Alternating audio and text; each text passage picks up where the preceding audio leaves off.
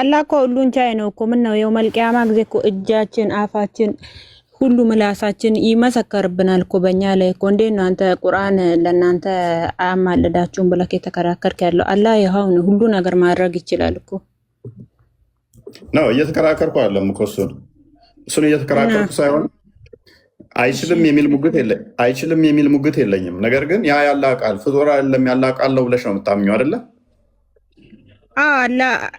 አላህ የውመል ቂያማ ጊዜ ረሱል ሰለላሁ ዐለይሂ ወሰለም ብለዋል፣ ገልጸዋል። ቡኻሪ ላይ አሁን ተነቦልክ ነው የተነሳከው። አላህ ሁሉን ማድረግ ይችላል። ችግር የለውም።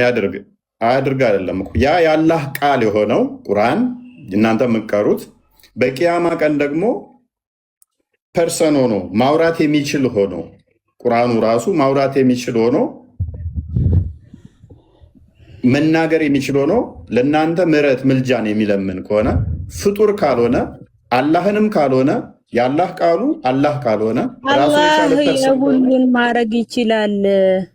አይችልም። ምን ያልወጣኝም ወይ እኔ አይችልም አልወጣኝም ወይ በፈጣሪ ስራ ትከራከራለህ? እሺ አይችልም ይችላል የሚለው ውስጥ አልገባውም።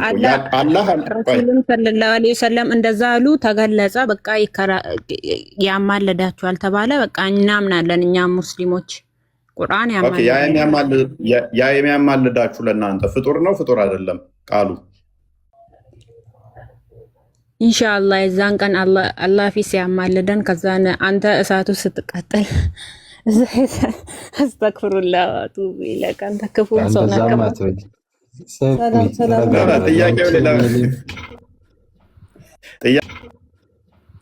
ጥያቄው ሁሉን አድራጊ ነው አታዝናዲል እንጂ ይኸውልሽ፣ አይዳ እንኪ ረጋ ማለት ነው የሚሻልሽ። ያንቺ ምንም መጨረሻ አይታወቅም። ምን አረባክ እነሱ የገነት ትገባለክ እያሉክ ነው እንዴ? አንተም እኮ በክርስቶስ ካላመንክ አዛብ ነው ብሎ እኮ ነው እንትን ያሉት ያለውት። ስሚኛ እኛማ ገነት ነው የምንገባው፣ ችግር የለም። ይኸው ያየክ አይደል እንዴ? እሺ አይ ልክ ነሽ እኮ። እኔ የምልሽ ምን እንደሆነ ታውቂያለሽ? ደግሞ አላህ ካቲማቸውን ያሳምርላቸው። አላህ የወደደውን ኸይሩ መንገድ የሚመራው ግን አይዲያ። ስለዚህ ያውልሽ እኛ አሁን አላህ ይችላል አይችልም የሚል አይደለም ጥያቄያችን። በደንብ አስተውይ። በቃ አላህ ሁሉን አድራጊ ነው። በቃ በዛ በቃ ደምደመክ እንትን እኛ ጥያቄ አይደለም የኛ ጥያቄ መከራከር ነው እኮ እሱ ጥያቄያችን አይደለም። አላህ አለ፣ ቁርአን አለ። ቁርአን ያላህ ቃል ነው ብለሽ ታምኛለሽ፣ ተስማማን። ፍጡር አይደለም ስትይን ተስማማን አይደለ? አሁን ፍጡር አይደለም ግን ከአላህ የወረደልን ለኛ የህይወት መህሪያችን ነው። በቃ በቁርአን ለኛ ሙስሊሞች መልካም። ስለዚህ ወረቀቱ ላዩ ላይ የተጻፈው ፔኑ ምናምን ግን ፍጡር ነው አይደለ? ቃሉ ግን ፍጡር አይደለም አይደለ? እኔ ራሴን ኩዌሽን ልጠይቅ በእናትህ። እሱን ተውና በቃ በአላህ እሺ። ይሄ ቃሉ አሁን የኛ ጥያቄ እኮ ምንድን ነው? ይሄ ቃሉ ፍጡር ያልሆነው በቂያማ ቀን ደግሞ ካላስ በቃ አላህ ፊት ለፊት ይመሰክርልናል። እኛን አንባቢዎቹን እነሱ ቁርአንን ለሚቀራ ሰው አላህ ፊት ቁርአን ይከራከርልናል። በቃ ለኛ መልካም። ያ የሚከራከርላችሁ ቁርአን ከሆነ ፍጡር አይደለም ካልሽን አላህን ካልሆነ የአላህ ቃል ከሆነ አላህ ፊት የሚከራከር ከሆነ ራሱ የሚከራከረው ደግሞ በቀራና ሊምራን ራሱ እንደ ወፍ ግሪሳ ሆኖ ብዙ ሆኖ የሚመጣ ከሆነ አላህ ፊት ሲከራከሩ እነኚህ ራሱ ያልተፈጠሩ ከሆኑ ለእናንተ የሚከራከርላችሁ አለ፣ ለእናንተ የሚፈርድላችሁ አላህ አለ፣ እንዲፈረድላችሁ ደግሞ የሚለምንላችሁ የሚጠይቅላችሁ ደግሞ ቁርአን አለ። ሁለቱም ፍጡር ካልሆኑ አላህም ቁርአንም ስንት ፍጡር ያልሆነ ነው ያለው በእናንተ ውስጥ?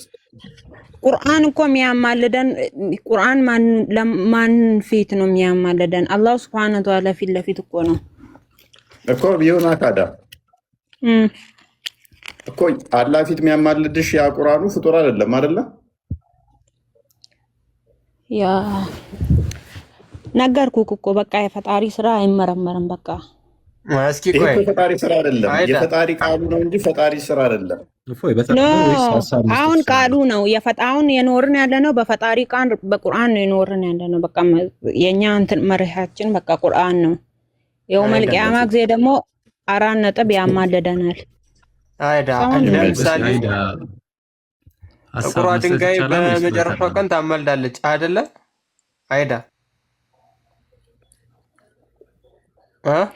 አስተያየት ልስጥ እያለ ነው። ይስጥ። ቆይ አስተያየት ካላወቅሽ እኮ አላቅም፣ አስተምሩኝ፣ ማስረጃውን አሳዩኝ ማለት ነው። አንቺ ለመማር ከመጣሽ እኔ መልሱልኝ ብቻም ትቻለሽ፣ የምታውቂውን ተናገሪ ምልሽ ሃይማኖትን ወክለሽ ከመጣሽ ብዬ ነው። እኔ እንዳልኩት ማቆም ብቻ መልሰው ብያለሁ። ካልሆነ ተምሬ እመጣለሁ፣ ጠይቄ እመጣለሁ። ያው ነገ አላስገባም።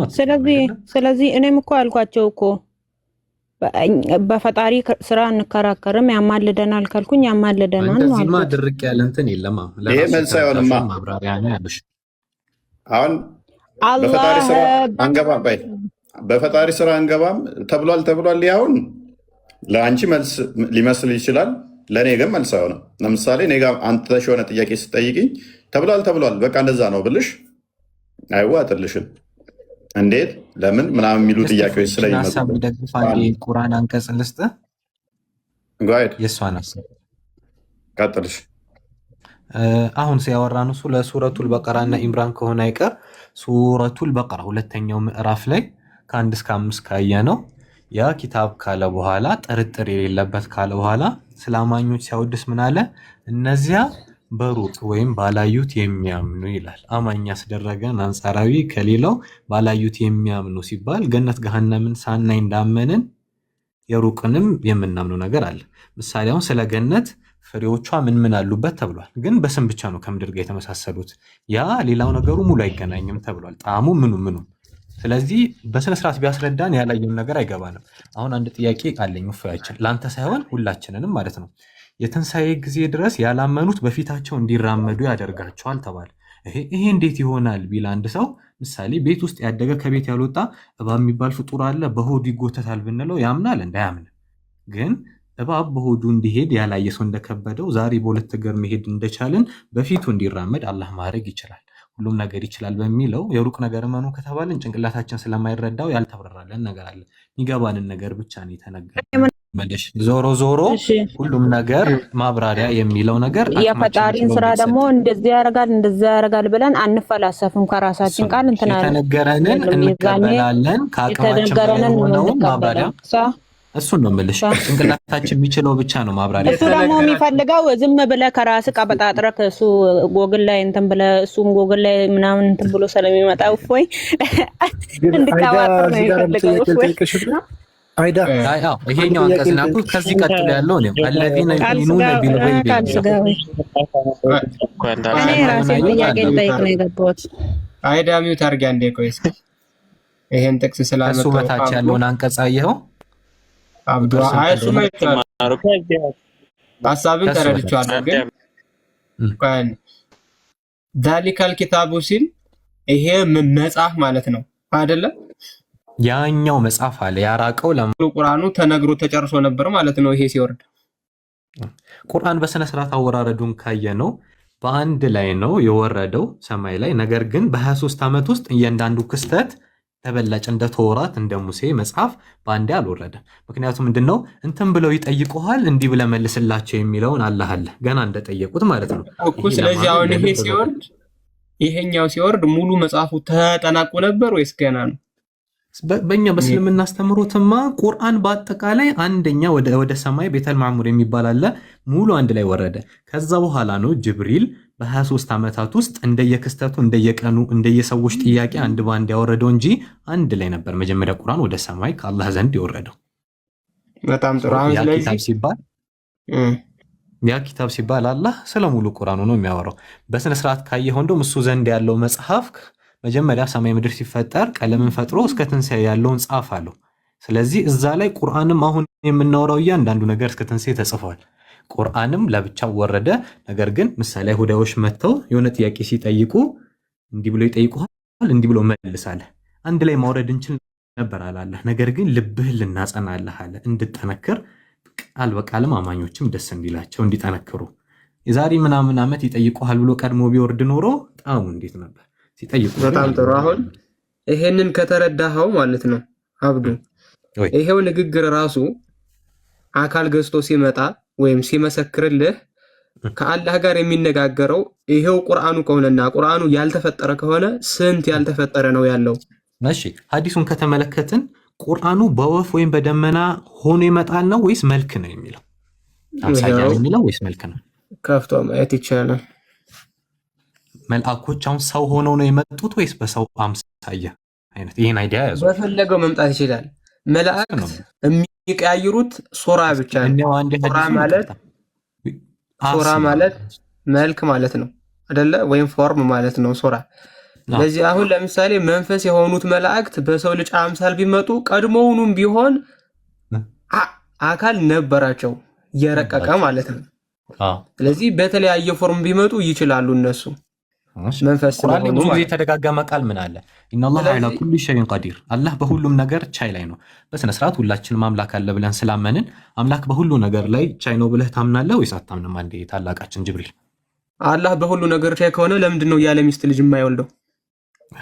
አይችልም እኮ አይደለም። ቁርአን ላይ ራሱ ብዙ ጊዜ ሙስሊሞች ላይ ተሳሳተ አስተመልከት ምን ይሆናል? አላህ አልወለደም አልተወለደም እኮ አይደለም የቁርአን ትርጉም።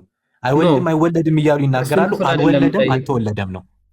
እሱን ክፍል ሳይሆን የምጠይቅህ ምራፍ ተመሳሳይ ነው የምልህ። መውለድ አይችልም ሳይሆን አልወለደም አይገባውም ነው። እሱን አይደለም እንዴ ባልደረባ ሳይኖረው እንዴት ልጅ ይኖረዋል የሚለውን የቁርአን አንቀጻ ያለ መውለዱ ምክንያት ምንድነው? ለሱ የተገባ ስላልሆነ ለጌታ ስለማይገባው አይደለም። ያልተገባ ስለሆነ እንደሚለው ለምን ቃሉን ትበርዘዋለህ?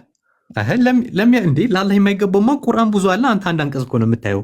ሁሉም አንቀጾች እኮ አሉ። ቶፒኩን ሽፍት እያደረግነው ነው። ለማንኛውም ግን ወደ እሱ ቻይነት ሳይሆን አሁን ሁለቱ ምዕራፎች ሲመጡ በምንም ፎርም ቢመጡ እንግሊዘኛዋን እንያት። they will come as two cloud as ነው ወይስ they will be two clouds ነው? ሲጀመር በንጹህ ማይንድ ይሄን ስንረዳው ሁለት ደመና ሆነው ይመጣሉ ነው። ይምጡ፣ ችግር የለውም። በፈለጉበት መልኩ ይምጡ። በሁለት ደመና መልኩ ይምጡ፣ በወፍ መልክ ቢመጡ፣ በጥላም በፈለጉበት መልኩ ይምጡ፣ ችግር የለብንም። እኛ እዛ ላይ ሆነውም ቢመጡ በሆነ ነገር ተመስለውም ቢመጡ ችግር የለውም። ግን የሚነጋገሩት ከማን ጋር ነው? የሚያናገሩት አማላጅ የሚሆኑት አላህን ይጠይቃሉ። ምድር ላይ ለቀራባቸው ብቻ ሳይሆን ለሰራባቸው ሰው እኮ ገባኝ። ከማን ጋር ነው የሚነጋገሩት? የሚነጋገሩት አላህን ነው። አላህ በአካሉ የትንሣኤ ጊዜ ስለሚመጣ የሚነጋገሩት ከአላህ ጋር ነው። ማን ነው ከአላህ ጋር የሚነጋገረው? የራሱ ያልተፈጠረው ቃሉ። የዛን ጊዜ ግን አላህ Subhanahu Wa Ta'ala በፍጡር መልክ ስላመጣቸው በፍጡር መልክ ደመና ሆነው ይመጣሉ ነው እንጂ አሁን ፍጡር ነው እኮ የሚል ነገር የለም። ያኔ ግን አላህ በቻይነቱ በፍጡር መልክ የኛ አርጊውመንት እሱ አይደለም አብዱዬ። አሁን እኛ በምን መልኩ መጡ በሰው ምናምን ሳይሆን የሚመጣው ራሱ ቁርአኑ ነው። የሚነጋገረው ከአላህ ጋር ነው። ስለዚህ ከራሱ ቃል ነው ማለት ጋር ነው የሚነጋገረው ማለት ነው። አዎ አላህ በዛም ጊዜ በመልክ ሆነው ነው የሚመጡት። በጣም ጥሩ። ስለዚህ አሁን ከራሱ ቃል ጋር ነው የሚነጋገረው። ቃሉ ከሱ ጋር የመነጋገር ካፓሲቲ አለው ማለት ነው አይደለ? የዛን ጊዜ አቅም እንዲኖሩ ያደርጋል አላህ። የገዛ ቃሉን የሚፈለገውን ነገር አላህ ማድረግ ይችላል። የዛን ጊዜ ስለዚህ ባህሪው ተቀየረ። እንደዛ ከሆነ እጅ እንደሚያወራ ሰምታል። የትንሣኤ ጊዜ እጅና እግር እንደሚመሰክር ስለዚህ ባህሪው ተቀየረ። የምኑ የአላህ ባህሪ ተቀየረ። ምክንያቱም ቃሉ ባህሪው ነው አይደለ? ቃሉ ባህሪ ነው። ለዚህ አሁን ይሄንን ባህሪውን የመናገር ችሎታን በቂያማ ቀን የሚሰጠው ከሆነ የመናገር ችሎታ ያገኘ ቃልና ድገምልኝ አንዴ ተቋርጦብኝ ነበር ካልኩ በኋላ። እሺ ችግር የለውም። ይሄንን ላጥፋለህ። ቃሉ ባህሪው እንደሆነ ታምናለህ። ከሊማው በጣም ጥሩ። አሁን ከሊማው ባህሪው ከሆነ የገዛ ባህሪውን የመናገር ችሎታ ሰጠው ማለት ባህሪው ያልነበረውን ገንዘብ እያደረገ ነው ማለት ነው አይደለም? ያልነበረውን ባህሪው እያደረገ ነው። መናገር ቃሉ ራሱ መናገር ቻለ። የዛን ጊዜ አላህ እንዲችል ያደርገዋል። ኦኬ። ስለዚህ ሌላ ፕሮፐርቲ ጨመረበት ማለት እኮ ነው። መናገር የሚባል ነገር የገዛ ቃሉ ላይ ጨመረበት፣ በባህሪው ተለወጠ ማለት እኮ ነው። የዛን ጊዜ ቃሉን እንዲናገር ማስቻሉ ባህሪ ተለወጠ ነው የሚባለው። የስ ከዚህ በፊት አንጻራዊ አላህ ጨመረ እኮ። ግን እዚህ ጋር ጥያቄ አለኝ ማለቴ አሁን አላህ ቢያወራ ድሮ የሚያወራ ነው፣ በፈለገ ሰዓት የሚያወራ ነው። ከሱ ጋር ያለ ነገር ነው። አብዱ ወይ አላህ ይናገራል አይደለም? አላህ ይናገራል፣ በፈለገ ሰዓት የመናገር ባህሪ አለው። መልካም። የሚናገረው በቃሉ ነው ወይንስ አለ ቃሉ? እንዴት የሚናገረው በቃሉ ነው ወይንስ አለ ቃሉ? አላህ ሲናገር በቃል ነው የሚያወራው። የራሱ የሆነ የሚገባው ፍጡር ያልሆነ የራሱ ፈጣራዊ የሆነ። ስለዚህ አላህ በቃሉ ከሆነ የሚናገረው አላህ በቃሉ ከሆነ የሚናገረው ቃሉ ራሱ ከአላህ ጋር እኮ እየተነጋገረ ነው። እሱን ነው ለቃሉ መናገር ሰጠው። እንዴት ትላለህ? ቃሉ እኮ ራሱ የሚናገር። ሀሳባችሁ መጣልኝ። ቅድም እኮ ከማብራሪያቴ ጋር ማዛመድ ከበዳችሁ እንጂ እፎያችን አንዴት ሰማኛለህ። ምሳሌ ሰጠሁት ከርዕሱ ለመውጣት ሳይሆን ብዙም አልቆየብህም ሳዛምደው። የትንሣኤ ጊዜ አፋችን እንዲያዝ ይደረግና እጅ እግር ይመሰክራል። ከዛ አፎች ያናግሯቸዋል። ልጆችን ቁርአን ላይ አለ ሊመሻሂቱ ማሌና ለምን መሰከራችሁ ይላል። ብልቶችም ይመጣሉ፣ ብልትም ይመጣል ይላል። ቆዳም ይመጣል፣ ብልትም ይመጣል። በመንጋጋና በእግሮቻችን ያለው ጫማ ሳይረግ ሳይገረዝ እንደሆነ ይቀሰቀሳል። ሊያማልዱም ፖይንታችን አለ። አብዱ ለምን መሰለህ? ቶፖሎጂካሊ የማይገናኙ ነገሮችን ማስማማት ረጅም እኮ አይደለም። ችግር የለውም። ለምን መሰለህ? ይመጣሉ እነሱ ይመጣሉ። ትክክል ነው። ግን ምን አገናኘው? እጅ ይመጣል፣ እግር ይመጣል፣ ቆዳ ይመጣል፣ ብልት ይመጣል፣ ይናገራሉ። ስለመምጣቱ እኮ አይደለም ያወራው። እጅ እንዲያወራ አላህ ያደርጋል። የትንሣኤ ጊዜ እግር እንዲያወራ ያደርጋል። ትክክል። አሁን ምድር ላይ ያወራሉ። ያኔ ግን እንዲያወሩ ካረጋቸው አፍ ለምን መሰከርክብኝ ብሎ እጁን ሲጠይቀው ሁሉንም ነገር እንዲያወራ የሚያደርገው አላህ እንዲያወራ አደረገኝ ይላሉ ሁሉም አካሎች። ስለዚህ ቁርአንንም የዛን ጊዜ እንዲያወራ አላህ ያደርገዋል። አሁን እኮ አይገናኝም ከአርጉመንታችን ጋር ከኛ ጋር ነው ብለህ ነው። በሀሳቡ ከተረዳኝ የሚገናኝ ይመስለኛል።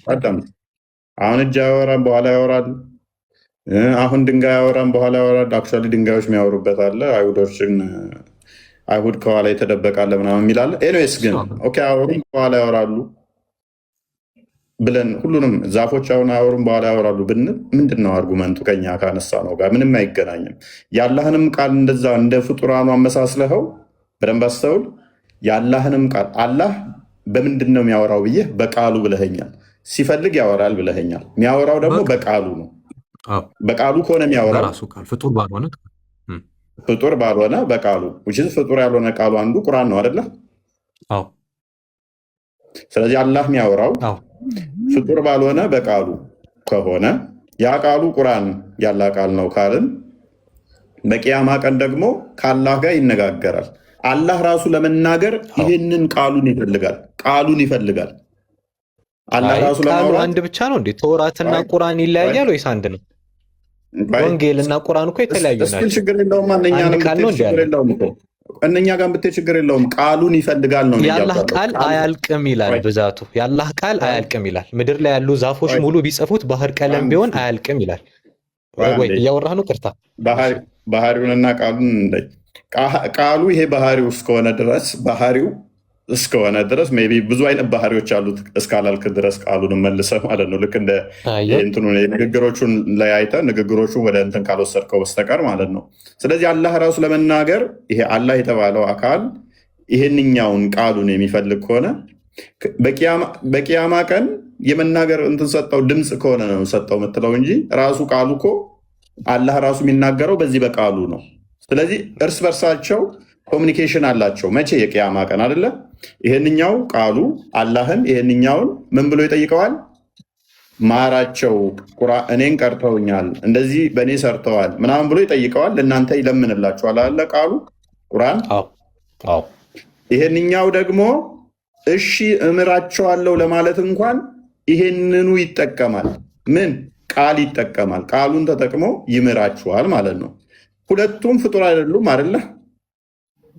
እየሰማሁ ነው። ቃሉም ፍጡር አይደለም፣ አላህም ፍጡር አይደለም።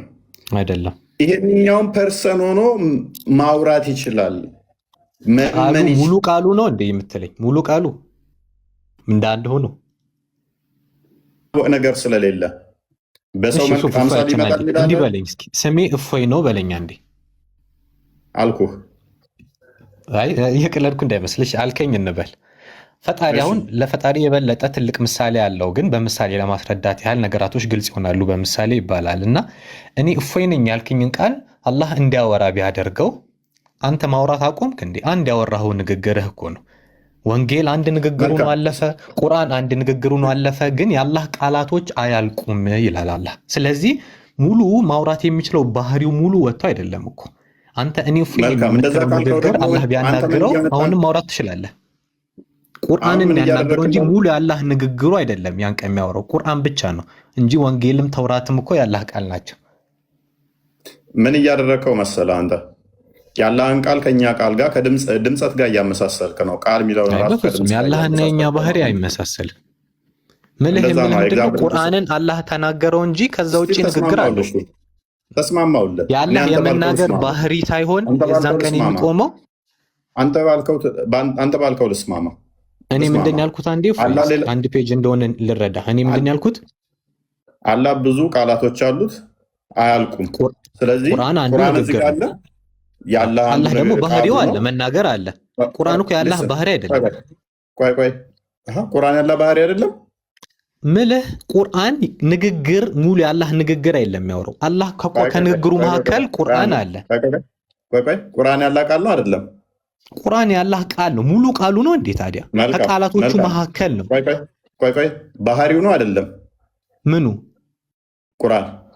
ቁርአንማ ባህሪው አይደለም። ቁርአን ያላህ ንግግር ነው፣ ከንግግሩ መካከል ነው። ሙሉ ንግግሩ ነው እንዴ ቁርአን? ምንድነው ታዲያ? ቁርአን በፊትም ተናግሯል። ከቁርአን በኋላም ትንሣኤ ጊዜ ይናገራል። ቅድም ያላህ ቃል ነው፣ ቃሉ ደግሞ ባህሪው ነው እያልከን ነበር። ቁርአን ያላህ ቃል ከቃላቶቹ መካከል ነው። ሙሉ ቃሉ እኮ አይደለም ቁርአን። አላህ ድሮም ያወራል፣ ወደፊትም ያወራል። ሙሉ ቃሉ ነው የቀራለ ወይንስ ግማሽ ነው? ቁርአን ካወራ አላህ ምን ያወራ እያልከኝ ነው? ከቁርአን ውጪ ንግግር የለውም እያልከኝ ነው? ቁርአን ሙሉ ንግግሩ ነው እንዴ? ቆይ ቃሉን ነው ያልኳለሁ። ቃል ከሆነ ለዚህኛው ቃል አላህ የሚናገረው በቃሉ ነው አልከኝ። ይሄንኛው ቃሉ ነው አልከኝ። ቃሉ ባህሪ ነው። ቁርአን ሙሉ ቃሉን አይደለም ያልኩት፣ ቃሎቹ መካከል ነው። እኔ ስለ ሙሉና የቀረ ግማሽ አለ ምናምን የሚለው ላይ ግማሽነት አይደለም ማለት ነው። ድሮም ያወራል አላህ፣ ወደፊትም ያወራል። ቁርአን የንግግሩ አንድ ፓርት ነው። አንድ ያወራ በቃ ልስማማለህ ከአንተ ጋር ልስማማ። አላህ ብዙ የሚያወራቸው ሌሎች አሉት። እዚህ ጋር ደግሞ ቁርአን አለ አይደለ? ወጣ ፋይናሊ አልቻለውም። ያ እኔ በአንተም ብስማማ አክቹዋሊ ያወራል ስትል ምንድን ነው የሚያወራው? ይሄ ለቃሉ ብቻውን ነው የሚያወራው? ብቻውን ያወራው ቃል ነው አለ የምትሉን? ከተገለጸው ቃሉ ውጭ ያወራል ስትሉን ብቻውን እያወራ ነበር እያሉን ነው ማለት ነው። የእኛ ፖይንት እሱ አይደለም። አሁንም ሌሴ አዎ አላህ ብዙ ቃላቶች አሉት፣ ግን ይሄንኛው የተገለጠው ቃሉ ደግሞ ፍጡር ካልሆነ አላህ ዘንድም ሌላ ፍጡር ያልሆነ ቃል አለ። ከአላህ ጋር ኮሚኒኬሽን ከፈጠሩ አላህ ብዙ ፍጡር ያልሆነ ነው። ቃሉ ራሱ ፐርሰን ሆኖ ማውራት የሚችል ነው። ታዲያ እኛን ለምን ትሞግቱናላችሁ ነው?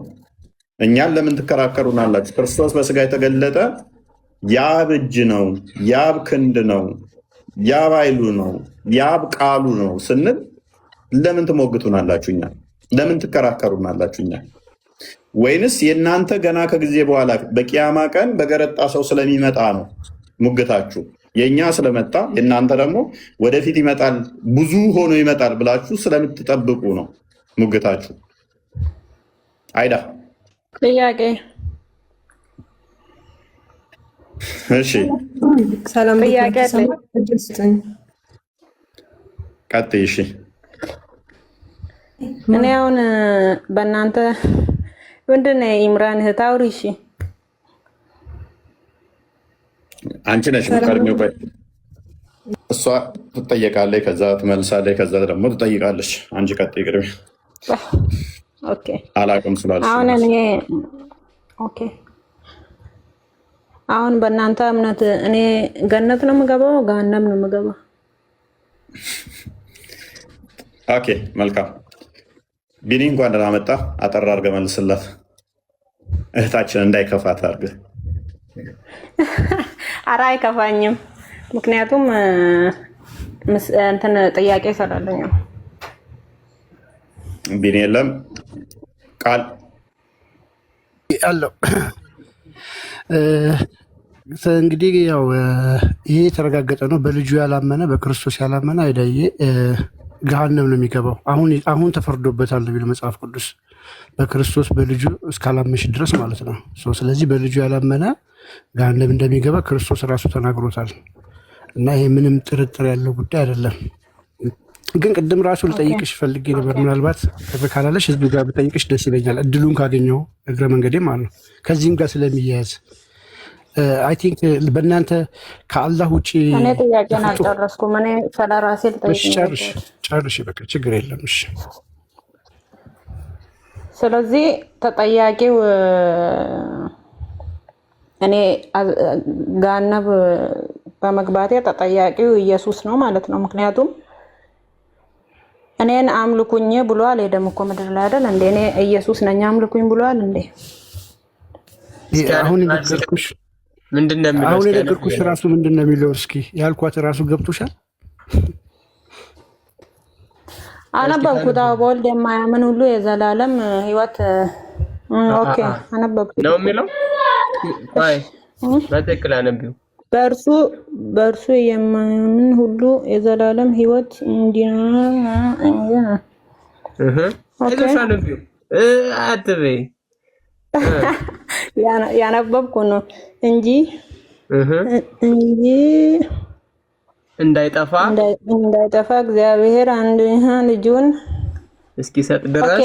እዚህ ጋር ደግሞ ጥያቄ ዓለሙን ቆይ አንዴ ጨርሹና አንቢው። አይዞሽ ቅዱስ የወንጌል ቃል ስለሆነ አይዞሽ። ምን ይላል? ዓለሙን እንዲሁ ወልዷልና። ዓለም አሁንም በደንብ ስሚ። ዓለም በልጁ እንዲድን ነው እንጂ በዓለም እንዲፈርድ እግዚአብሔር ወደ ዓለም አላከውም እና ይላል። ስለዚህ ሰው በእርሱ በሚያምን አይፈረድበትም ይላል። ቀጥሎ ነው ያነቢው ቁጥር 18ን በእርሱ በሚያምን አይፈረድበትም፣ በማያምን ግን በአንዱ በእግዚአብሔር ልጅ ስም ስላላመነ አሁን ተፈርዶበታል ይላል። ኦኬ፣ ስለዚህ ጥያቄሽ ምንድን ነው? ከመጽሐፍ ቅዱስ ተመልሶልሽ። ቅድሚያ ግን ታምናለህ በልጁ? አይዳ ታምኛለሽ በልጁ? ለምንድን ነው የማምነው? ለምን ነው የማታምኚው በልጁ? ወልድ እኔና አብ አንድ ነን ብሏል። ለምንድን ነው በልጁ ማታምኚው? በልጁ ለምን አታምኚው? ስለማላምን ነው። ኢሳ ነብይ መሆኑን አውቃለሁ። ካላመንሽ ገሃነም ትገቢያለሽ።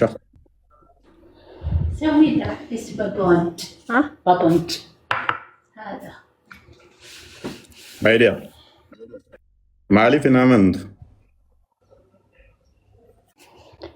አለው በወልድ ለምንድን ነው ማታምኙ? በልጁ ለምን ማታምኙ? ገነት መግባት ትፈልጊ የለ እንደ ገነት እንድትገቢ ከፈለግሽ እርሱ የእግዚአብሔር ልጅ ነው ብለሽ መኝ። እሱ ምድር ላይ ለምንድን ነው እኔ ፈጣሪ ነኝ ብሎ ያልተናገረ? ዲሰቃይ ለእናንተ ብሎ ተሰቃይተ የእግዚአብሔር ልጅ ነው በይና መኝ። ለምን ማታምኙ? የእግዚአብሔር ልጅ ነው ብለሽ ለምን? አላህ ስላለ ነው። የሁሉም የእግዚአብሔርም የሁሉም የከልቁ ሁሉ ፈጣሪ የሰማይና ምድር አላህንም ኢየሱስ ጌታ ኢየሱስን የፈጠረው አላህ የሚባል ጭንቅላት የሌለው መሐመድ ነው ፈጥሮ ሰላምታ እምነት ነው። ልወያይ የመጣሁት ሌላ አጀንዳ አትክፈትብኝ። ሆነ የተጠየቅሽውን ለምን ማታምኚው? በልጁ ለምን አታምኚው? አላምንም። በቃ አላህ በቂ ነው። ስለዚህ ከአዳ እንደዛ ከሆነ ለምን የምትሞግችን? በልጁ ምታምኚ ከሆነ ህይወት አለ፣ ማታምኚ ከሆነ ህይወት የለሽም። ስለዚህ የሚያምንብኝ ቢሞት እንኳን ሕያው ይሆናል፣ ሕያው የሆነ ለዘላለም አይሞትም ብሎ ክርስቶስ በዮሐንስ ወንጌል ምዕራፍ 11 ቁጥር 25 ላይ ተናግሯል። ስለዚህ ጠየቅሽ ምንድነው? ብሞት የነኝ አልሽ። ካመንሽበት የእግዚአብሔር ልጅ ነው ብለሽ ካመንሽ እሱ ፈጣሪ ነኝ ብሎ ለምንድን ነው ምድር ላይ ሲኖር ለምንድን ነው እሱ የላከኝ እያለ እኮ ነው እንደ ለህዝቡ እንትን የሚለው? አይዳ የክርስቶስን ንግግር አንዱ ፈጣሪ ነው እሱን የላከው። አይዳ የክርስቶስን ንግግር ማመን ይሻላል ወይስ የአጋንንትን ንግግር ማመን ይሻልሻል? እናንተ እኮ ችግራችሁ አይደለም። እንደዚህ ትሉና ጎግል ላይ ገባ ታረጉ። አይ በልጁ አላምንም አልሽ። ልጄ ነው ደግሞ ብሎ የነገረሽ አንድ ጊዜ አይዳ ልጅ የለውም ብሎ ደግሞ የነገረች በቁርአን ሱረቱል ጂኒ ላይ ጂኒዎች ናቸው አጋንንቶች ናቸው ልጅንም ሚስትንም የለውም ያሉት። አንቺ የምትቀበዩ ምስክርነት የአጋንንት ነው መሆን ያለበት ወይንስ የክርስቶስን የራሱን ነው መቀበል ያለብሽ? እስኪ አስቢው ለራስሽ ማለት ነው። እንዴት የአጋንንት ምስክር ተቀብለሽ አላምንም ትያለሽ? ራሱ ባለቤቱ የተናገረው ንግግር እያለ ያ ምንድን ነው የአጋንንት ምስክር? አጋንንቶች ናቸው አላህ ልጅ የለውም ያሉት እኮ ጋኔኖች። አላህ ልጅ አያስፈልገውም እኮ አጋንንቶች ናቸው እኮ ያሉት። አጋንንቶች ናቸው ያሉት። የራሴን ጥያቄ እሺ ምትሽግር አሁን ዳቆን እፎይ ለምንድን መልስ መስጠት ትተህ እኔን ሚውት ያደረግከው? ቆይ መች ሚውት ተደረግሽ? እያወራሽ እኮ ነው። አይዳ እፎይ እኔ ልቀጥል መሰለኝ። ቡሳ አጠበኩ ከቻልክ። እሺ ያላ ቃል ፍጡር ነው ብለሽ ብታቢው ወይ አልሰማም አለ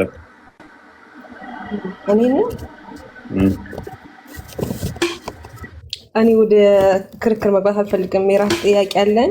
ጥያቄ በትህትና ለመጠየቅ እሞክራለሁ። አንተም በትህትና በመጽሐፉ ሌላ ቦታ ሳትሄድ እንደምትመልስልኝ ተስፋ አደርጋለሁ። ሌላ ጊዜ እንድመጣ ማለት ነው። እሺ አንድ 3-4 ጥያቄዎች ነው ያሉኝ። ከመጀመሪያው ሲጀምር ምንድነው የእግዚአብሔር መኖሪያ ወይም እግዚአብሔር የት ነው የሚል ጥያቄ ነው የመጀመሪያው። እሺ ሁለተኛውስ? መልስልኝና ከዛ እያየን እንሄዳለን። ሌላው ከዚህ ጋር የሚገናኝ አይደለም፣ ሌላ ጥያቄ ነው።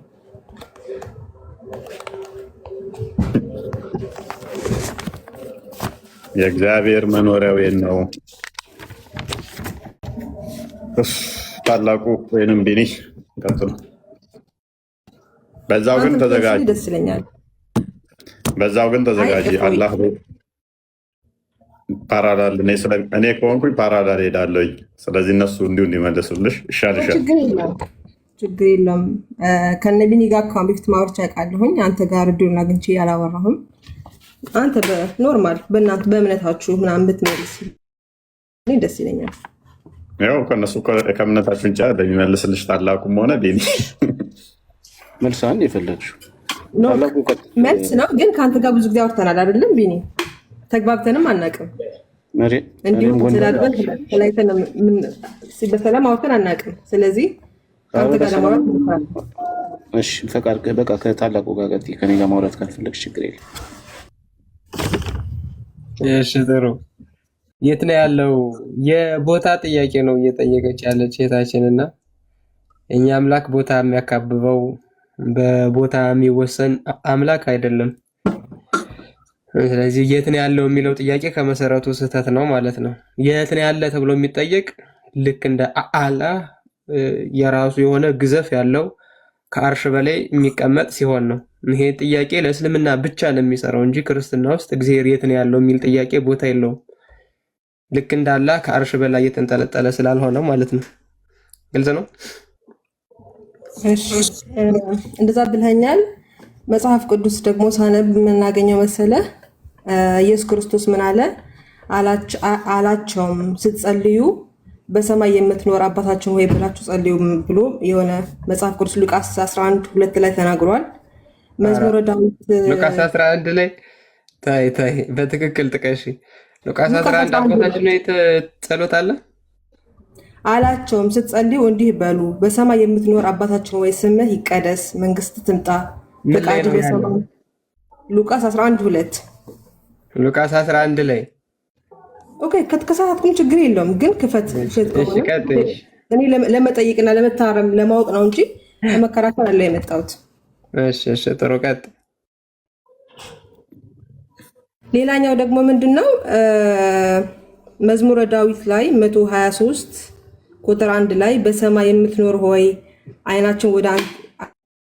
አይኖቼ ወደ አንተ አነሳሁ ይላል መዝሙረ ዳዊት ላይ ማለት ነው። እና አንተ ስትነግረኝ ምንድነው እግዚአብሔር ሁሉም ቦታ ነው ያለው እዚህ ቦታ አለ ተብሎ አይነገርም ብለኸኝ ነበር እና እዚህ ጋር ኢየሱስ ክርስቶስ ደግሞ በሰማይ የምትኖር ብላችሁ ጸልዩ ሲል አይጋጭም ወይ? ማለትም ማረም አይሆንም ወይ ኢየሱስን? እሺ ጥሩ ጥያቄ ነው። ግን አሁን ያልሽው እዛው ዳዊት ላይ መኑ ይሁበኒ ክነፈ ከመርብ ልክ እንደ ርብ ክንፍን የሚሰጠኝ ማን ነው? ወደ ሰማይ በወጣ በዚያ አለ፣ ወደ ምድር ዳርቻ ቢወርድ በዚያ አለ፣ ቀኝህም ትመራኛለች ይላል። ይሄ ደግሞ ከትንቢተ ኢዩኤል ጋርም እንደዚሁ ቃል በቃል የሚመሳሰል ነው። የአባታችን ሆይ ጸሎትን ደግሞ በሰማይ የምትኖር አባታችን ሆይ ስምህ ይቀደስ መንግስትህ ትምጣ እያለ የሚናገረው መንግስትህ ትምጣ የሚለው በሰማይ ያለህ የሚለው አባታችን ሆይ የሚለው እያንዳንዱ ይተረጎማል። በሰማይ ያለህ ማለት በልዕልና ያለህ ከፍ ከፍ ብለህ የምትኖር ማለት ነው። ሰማይ የሚለው ከፍታን ልዕልናን የሚያሳይ ስለሆነ ማለት ነው። ምክንያቱም ከዛ በኋላ ያለው የወልድ ልጅነትና የኛ ልጅነት ምንም እንኳ ቢለይ ግን እኛ ራሳችን አብ ሆይ ብለን የምንጠራው ማንን? አብን ራሱ ማለት ነው። ግን በክርስቶስ ልጅነት ሳይሆን በጸጋ ነው የሚወልደን እኛ። ስለዚህ በሰማይ ያለህ ማለት ፊዚካሊ ልክ እንደ አላህ ማለት ነው። በሰማይ ከአርሹ በላይ የተንቆናጠጥክ ማለት ሳይሆን በልዕልና በከፍታ ያለህ ማለት ብቻ ነው እንጂ በሰማያት ያለህ በምድር የሌለህ ማለት አይደለም። እሺ መዝሙረ ዳዊት ላይ አንስተ ነበርና በሲኦል ብሄድ አንተ በዚያ አለህ ምናምን በምድርም ብሄድ አንተ በዚያው አለህ የሚለው ጥቅስ አንስተሃል እና እግዚአብሔር ሲኦል ውስጥ አለ ወይ ማለት እንችላለን ወይ? ከዚህ ጥቅስ አንጻር ከቦታ ከሁኔታ ያለው ሲኦል ውስጥ እግዚአብሔር ከጊዜ ከቦታ ከሁኔታ ውጭ ነው። አንዴ መጽሐፍ ቅዱስ ልክፈትልሽና አጠራ አድርጌ ለመመለስ ልሞክር። ዳዊትን ስጠቅሽ ግን ይህንኑ ጥያቄ አንቺ ላይ ይዞ ስለመጣ ለመዘጋጀት ሞክርሽ። አብብቲ መዝሙር 139 እሺ ከቁጥር 7 ጀምሮ። ኦኬ ለካ ቪዲዮ አላወራውም። እሺ በደንብ አድርገሽ ለመከታተል ሞክሪ። ከመንፈስህ ወዴት እሄዳለሁ? ከፊትህስ ወዴት እሸሻለሁ? ካለ በኋላ ወደ ሰማይ በወጣ አንተ በዚያ አለህ፣ ወደ ሲኦልም በወርድ በዚያ አለህ ይላል። አየሽው? ወደ ሲኦልም በወርድ በዚያ አለህ። ቦታ አይወስነውም። በቦታ የሚቀመጥ በቦታ የሚያዝ ጌታ የለንም እኛ። ከዛ ቀጥሎ ምን ይላል? እንደ ንስር የንጋትን ክንፍ ብወስድ እስከ ባህር መጨረሻም ብበር እሺ በዚያ እጅህ ትመራኛለች ቀኝህም ትይዘኛለች አለ። ይሄ የኛ ጌታ ነው። ጊዜና ቦታ ሁኔታ የማይገድበው አማናዊ የአላህ ፈጣሪ ራሱ ማለት ነው። ተመሳሳይ ጥያቄ ግን ለአንቺ ልስጥሽ። አላህ ከሰማይ በታች ነው ወይስ በላይ ነው? ይሄንን አሁን ያመጣው አላህ ከሰማይ በታች ነው ወይስ በላይ ነው? ወንድሜ ያስረዳኸኝ ነው አይደለ? ስላንተ እምነት ያስረዳኸኝ ነው።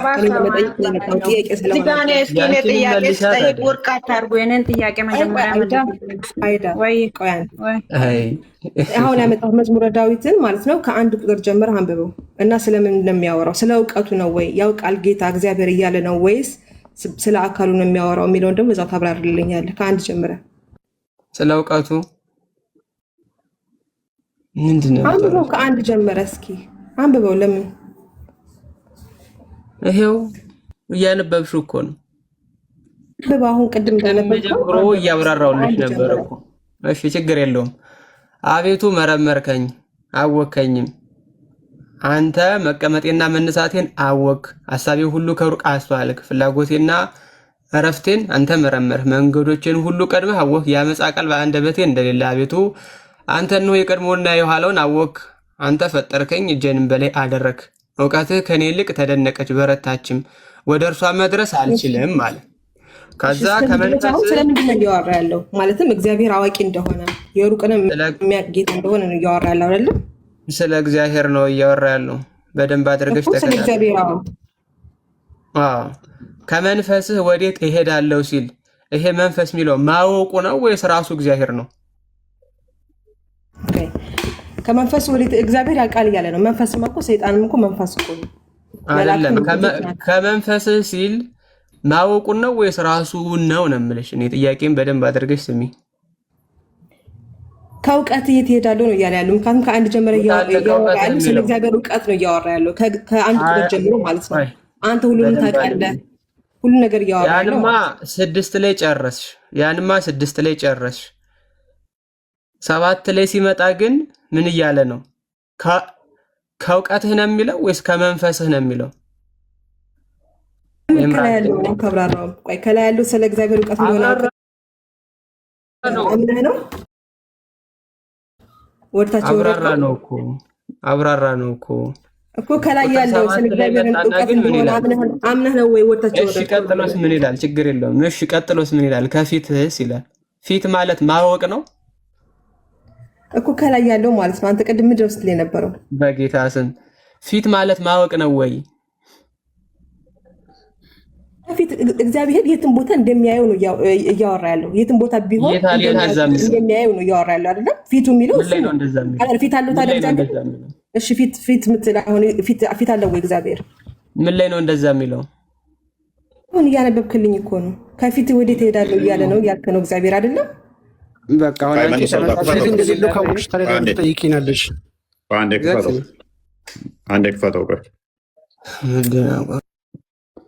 አንዳንዴ ኢምራን በማስተዋል ተመሪ። እኛ የፈጣሪ ባህሪ ያለ አካል ይቆማል ብለን አናምንም። የእናንተን አርጉመንት እኛ ጋዛችሁ አትምጡ። ባህሪ ያለ አካል ይቆማል የሚል የትኛውም ሰዋስዋዊ የትኛውም አስተምሮም የለም። ባህሪ ሁሌም በአካል ነው የሚቆመው። እንደዛ የሚል አስተምሮ ታውቃለህ? ታላቁ ባህሪ ያለ አካል ኧረ የለም እንደዚህ አይነት ነገር። የእነሱ ግዘፍ አካል ስላለው ያናቸው ስለሚመጡ እኮ ነው። አርባዕቱ እንስሳት ምንድን ናቸው ታዲያ? እንደዛ ብለህ የምታምን ከሆነ አርባዕቱ እንስሳት ምንድን ነው? ተረጋጊ፣ ቆይ ተረጋጊ። እኛ ጋር ሁሉ ነገር ይተረጎማል። ስለዚህ በአትሊስት መጽሐፍ ቅዱስን ስታነቡ ያልገባችሁ ካለ አንደኛ ጥቅሶችን ማገናኘት ሞክሩ። አንድ ጥቅስ ዘበችሁ አትሩጡ። ፕላስ ደግሞ ትርጓሜ አለ። እናንተ ጋር ተፍሲር እንደምትሉ ትርጓሜ አለ ያልገባሽ ካለ። ስለዚህ በግልጽ መጽሐፍ ቅዱሱ አንተ በዛለህ እያለው ስለ እውቀት ነው ትለናለች ነው አይደለም?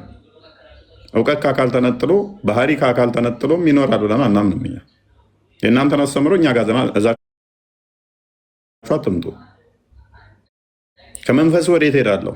እኛ መንፈስ እግዚአብሔር መንፈስ ፍጡር ነው ብለን አናምንም።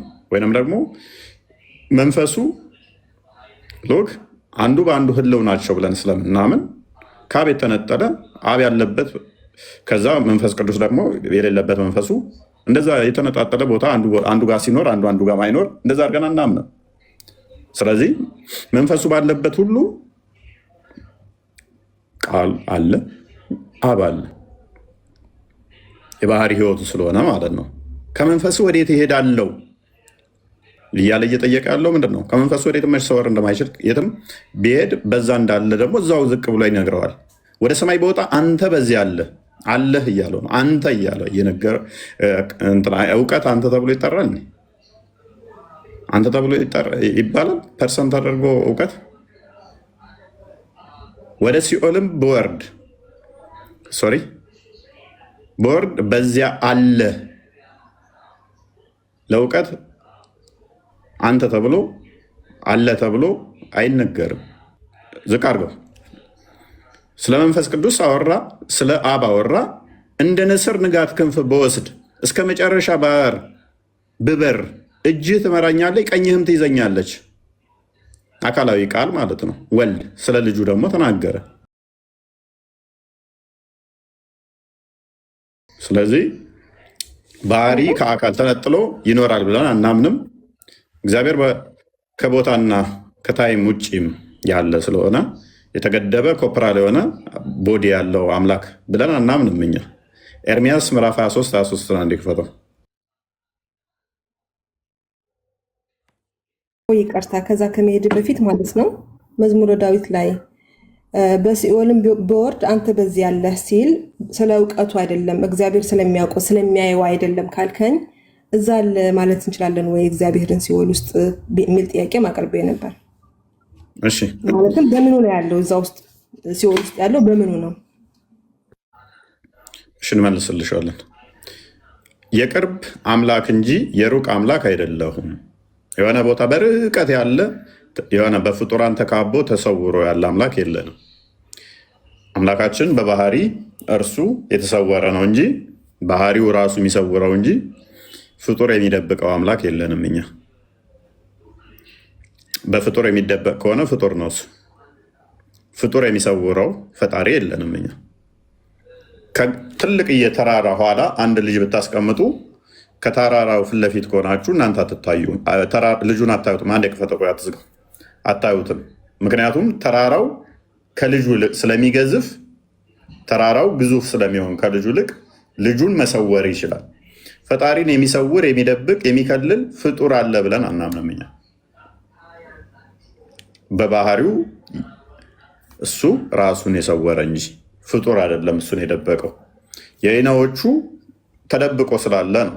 ማይታይ ሆኖ አይደለም፣ በባህሪው ይታያል።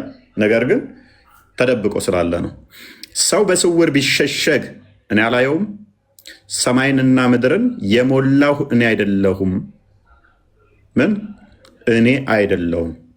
ያ በሰማይ ለምሳሌ ማቴዎስ ወንጌል ምዕራፍ 6 ቅድም ጠቅሳለች። በሰማይ ምን ነው ልዕልናውን ከፍታውን ይናገራል።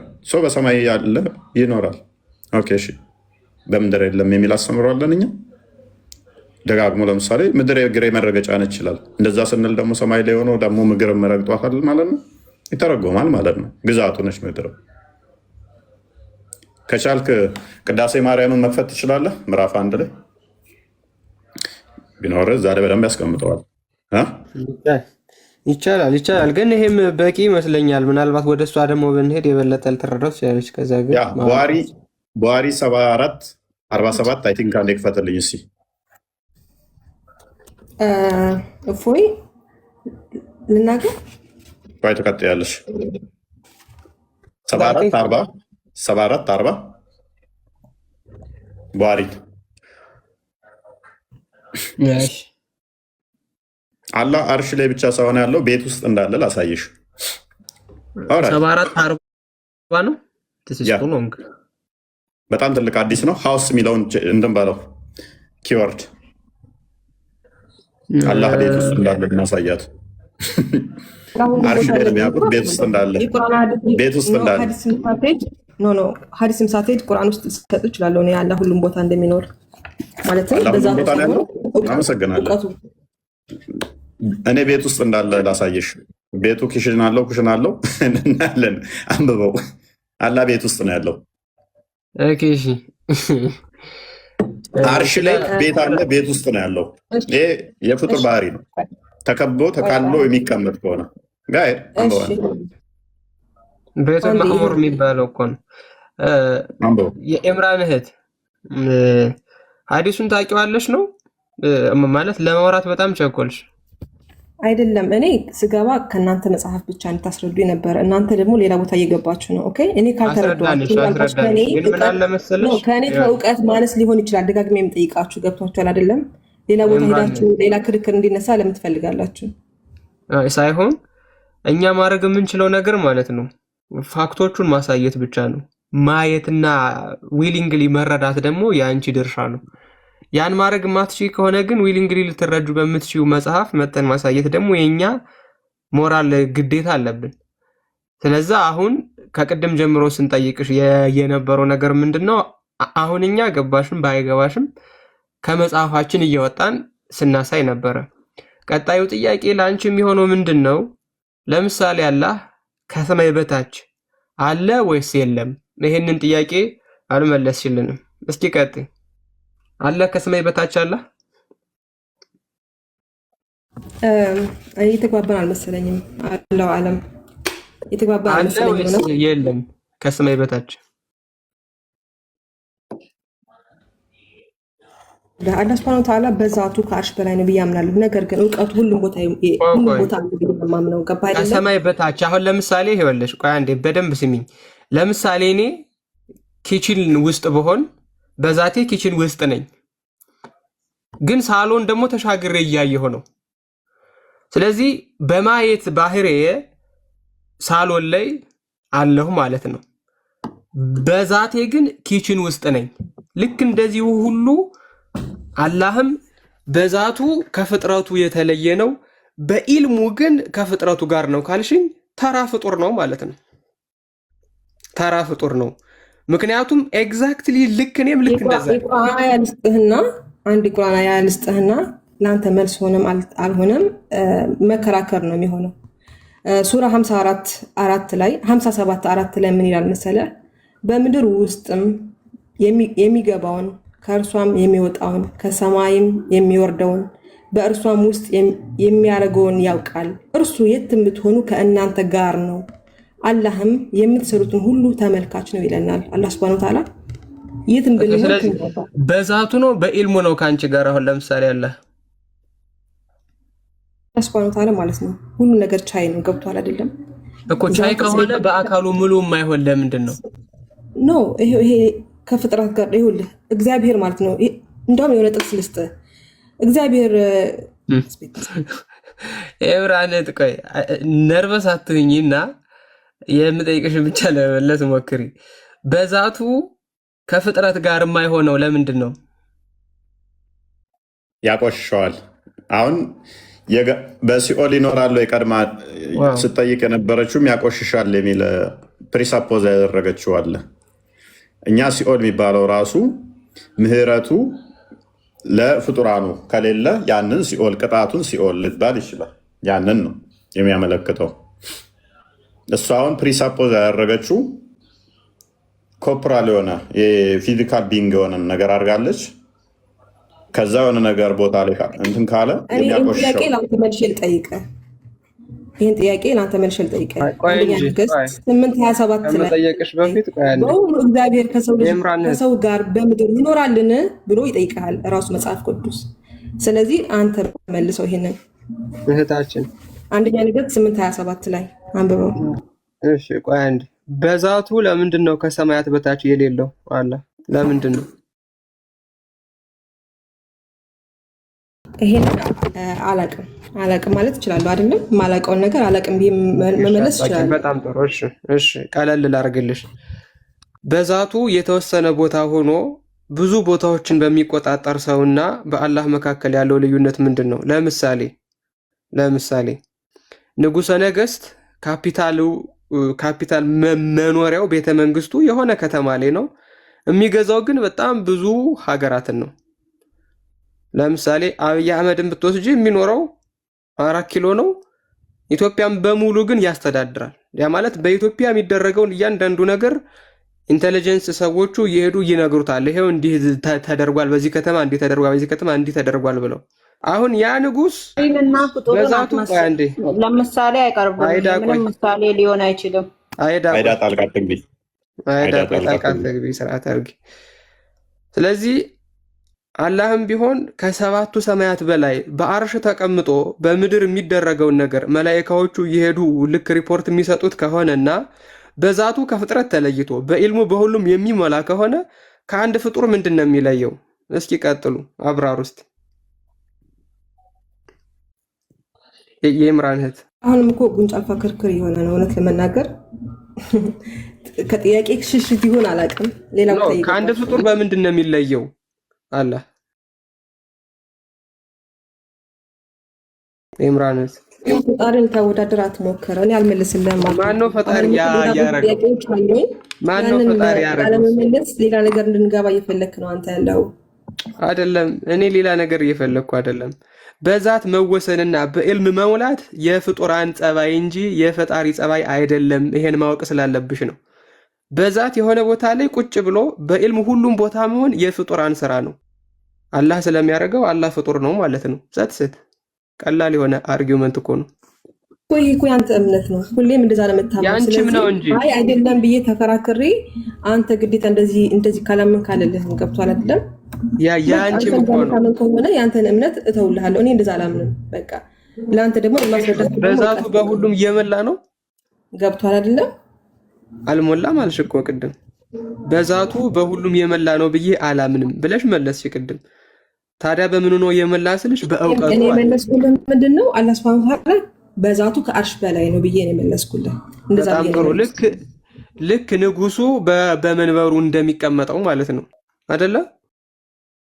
የሚቀመጠውማ እኮ 4 እንስሳ የሚሸከሙት እኮ እግዚአብሔር ነው አይደለም? ይሄንን እንተማመን መጀመሪያ። ኦኬ። ስለዚህ እንድታባት አደረገኛለህ። መጥፎ ነገር ተናገር እንድወጣ አታድርገኝ። ለምን መጥፎ ነገር ትናገሪያለሽ? ምን መጥፎ የሚያናገር ነገር ነው? እንደዛ ካልከኝ 40 እንስሳ የሚባሉ አሉ አይደለም? እግዚአብሔር አንዱ የአንበሳ ፊት ያለው የንስር ፊት ያለው ስለነሱ መልስልኝ መጀመሪያ። ምን የሚያናድድ ነገር ተነግሮ ነው?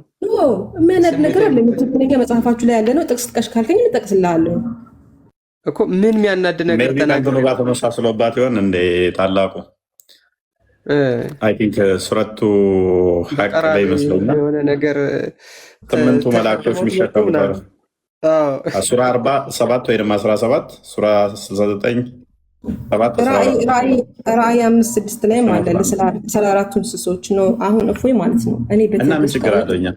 እኛ ምንም ችግር የለውም። እኛ እኮ ችግር የለውም። ኦኬ ችግር ከሌለ ግዙፍ አካል እኮ ቆይ ግዙፍ አካል አርሹን እንደዚህ ተሸክመው እንደሚመጡት እንደናንተ እኮ እንደዛ እናምነ ኢቭን መላእክቶች እኮ የእግዚአብሔርን ስም እኮ የተሸከሙ ናቸው። ሁሉም 440 ምናምን ምን እዛ አስኬደሽ ሁሉም ሚካኤል፣ ገብርኤል፣ ኡራኤል ምናምን ስትይ እኮ የተሸከሙ ናቸው። ይሸከማሉ። ሌሎቹ ደግሞ እጣን ያጭሻሉ። እንደዛ ነው የሚለው የእናንተ።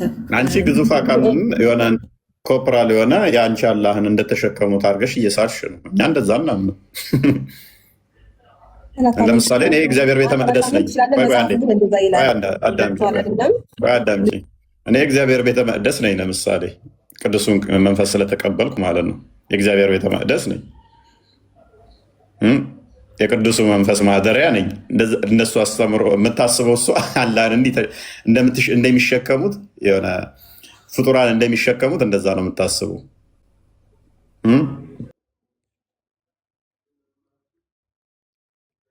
እንደዛ ነው እያሰብሽው ያለሽው። አላህን እንደዚህ ከብዷቸው በመጀመሪያ ላይ ተሸክመው ይከብዳቸዋል። እንደዛ እያሰብሽ ስለሆነ ነው። ስለዚህ አሁን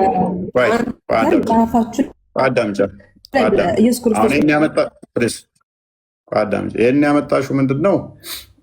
እግዚአብሔር የተወሰነ የተገደበ ቦታ ላይ ነው ያለው ለሚል አርጉመንት እንዲረዳሽ ነው። አላህን ተሸክመውት እንዳሉት ተሸክመውት ተደብቆ በፍጡራን ተካልሎ እንዳለ ለማስመሰል ይህን ኤግዛምፕል አደርቢና እንደዛ መስሎች ነው ያመጣሽው። ይሄ አይረዳሽም፣ አይጠቅምሽም፣ አይሆንም። እኛ በሁሉ የሞላ ነው ከስፔስ እና ፕሌስም ውጭ ያለ ነው ስንል ቦታ የሚያስፈልገው አይደለም እያልን ነው። ቦታ አያስፈልገውም ወደ ስፔስ እና ፕሌስ ሳይኖሩ የነበረ ስለሆነ ማለት ነው። ክርስቶስ እንኳን ከሞት ከተነሳ በኋላ በተዘጋ ቤት ውስጥ ሲገባ ሲወጣ ነበረ። ሉቃስ ወንጌል ምዕራፍ 24 ላይ ከቁጥር 39 ጀምሮ እጁን ይሁዳ እሱ እጄን ለመንፈስ ይሄ የለውም ንኩ ስጋና ደም የለውም እንደማይታይ እንደማይዳሰስ ሲነግራቸው ነበረ። ቦዲ አይደለም ፈጣሪ፣ የሚታይ የሚመጣ የሚሄድ የሚነሳ የሚቆም እነኚህ እንዳለ የፍጡር ባህሪ ናቸው። የሆነ ቦታ ጎሎ የሆነ ቦታ ለመሙላት የሚንቀሳቀስ ፈጣሪ የለንም እኛ። ይሄ የፍጡራን ባህሪ ነው። ፍጡራን የተገደበ ቦታ ስለሚኖሩ ከሆነ ቦታ ወደ አንዱ ቦታ ለመንቀሳቀስ የግዴታ ሪሎኬት ማድረግ አለባቸው፣ ቦታ መቀየር አለባቸው። ለፈጣሪ ይሄ አይነገርለትም። እኔ አሁን እህታችን ወደ ፍጡራን አይመጣም አይገባም ምናምን ሙግት ውስጥ ትገባለች። ተለሊቱ 1/3 ደግሞ ሁሌም አላ ይወርዳል ብላ ግን የምታምን ነች። ወደ ቅርቢቱ ሰማይ ከአርሽ ላይ ሁሌም ቅርቢቱ ሰማይ ይመጣል ብላ የምታምን ነች። እንግዲህ አርሽ አለ፣ ባህሩ አለ፣ ኩርሲውን አልፎ እንደገና 7ኛ ሰማይ አልፎ 6ኛ ሰማይ አልፎ 5ኛ ሰማይ አልፎ 4ኛ ሰማይ አልፎ 3ኛ ሰማይ አልፎ 2ኛ ሰማይ አልፎ 1ኛ ሰማይ ጋር ይመጣል ብላ የምታምን ነች እህታችን ማለት ነው። ቆይ አንዴ ልጨርስ። ስለዚህ ለፈጣሪ የሆነ ቦታ ላይ እየመረጥን እዚህ ቦታ ሊኖር ይችላል እንደዚህ ቦታ ሊኖር ይችላል የሚለው በራሱ አይነገርም። ምክንያቱም መቆሸሽ እንደዚህ አይነት ነገሮች ጸያፍ የሚመስሉ ነገሮች የሚነገሩት ለእኛ ናቸው። ቆሻሻም ከባክቴሪያ አንጻር እኛ ስለምንታመም እኛን ምን ስለሚያደርጉን ፖይዘን ስለሚያደርጉን ለእኛ ነው የሚነገሩት እንጂ ለፈጣሪ አይነገሩም። እነኚህ መቆሸሽም ሆነ ቆሻሻ ነገሮች እነኚህ ነገሮች በሙሉ ለፈጣሪ አይነገሩም። ፖለቲካ አታገናኙ ፎይ አዳምጪ። እነኚህ ሁሉ ስለማይነገሩ ስለዚህ እዛ ቦታ የሚለው ነገር በራሱ አይመጣውም ማለት ነው። የሆነ ንጹህ ፍጡር ኖሮ እሱን ፈጣሪ የሚያነጻው፣ የሆነ ቆሻሻ ነገር ኖሮ እሱን የሚያቆሽሸው የለም። እንደዛ እናምንም ማለት ነው። ፈጣሪ የፈጠረው ሁሉ ፍጡር ምንድነው? ውብ አድርጎ ንጹህ አድርጎ ነው የፈጠረው። ከኛ አንጻር ከበሽታ አንጻር ኮንታሚኔትድ ሊያደርጉን ይችላሉ። ባክቴሪያዎች ሊበርዙን ልንታመም ስለምንችል ነው። ከዛ አንጻር ነው እንጂ ፀሐይን እንኳን የሚያቆሽሻት የለም። ብርሃንን እንኳን የሚያቆሽሸው የለም። ሊስና እንዴ ብርሃንን እንኳን የሚያቆሽሸው ነገር የለም። እንኳን ፈጣሪን ብርሃንን እንኳን የሆነ ቦታ ላይ የሚያቆሽሸው ምናምን ቆሻሻን ያጠራል ያነጻል እንጂ የሚያቆሽሸው የለም። መጽሐፈ ቀለመንጦስ ምዕራፍ 12 ላይ መንፈስ ቅዱስን በዚህ ቦታ የለም በዚህ ቦታ አለ፣ በሰማይ የለም በምድር አለ፣ በምድር የለም በሰማይ አለ የሚል ካለ እሱ የተረገመ ነው ይላል። ለፍጡራን የሚነገሩትን ለፈጣሪ አንነግርም። እኔ የሆነ ቦታ ካለው የሆነ ቦታ የለውም።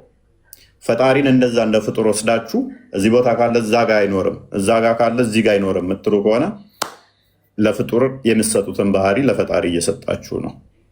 ለፈጣሪ እንደዚህ አይነት ነገር አይሰጥም። አሁን ቴክኖሎጂ በጣም ተራቋል። አሜሪካ በደንብ ርቃ ሳይንሱን በደንብ እንትን ብላለች። ቤተመንግስት ውስጥ ቁጭ ብሎ በዓለም ላይ ምን እንደሚካሄድ በደንብ ማየት ይችላል አንድ ሰው። ስለዚህ ፈጣሪ ሆነ ማለት ነው በእውቀት በእይታ ዓለምን ስላካበበ ስላየ ስላወቀ።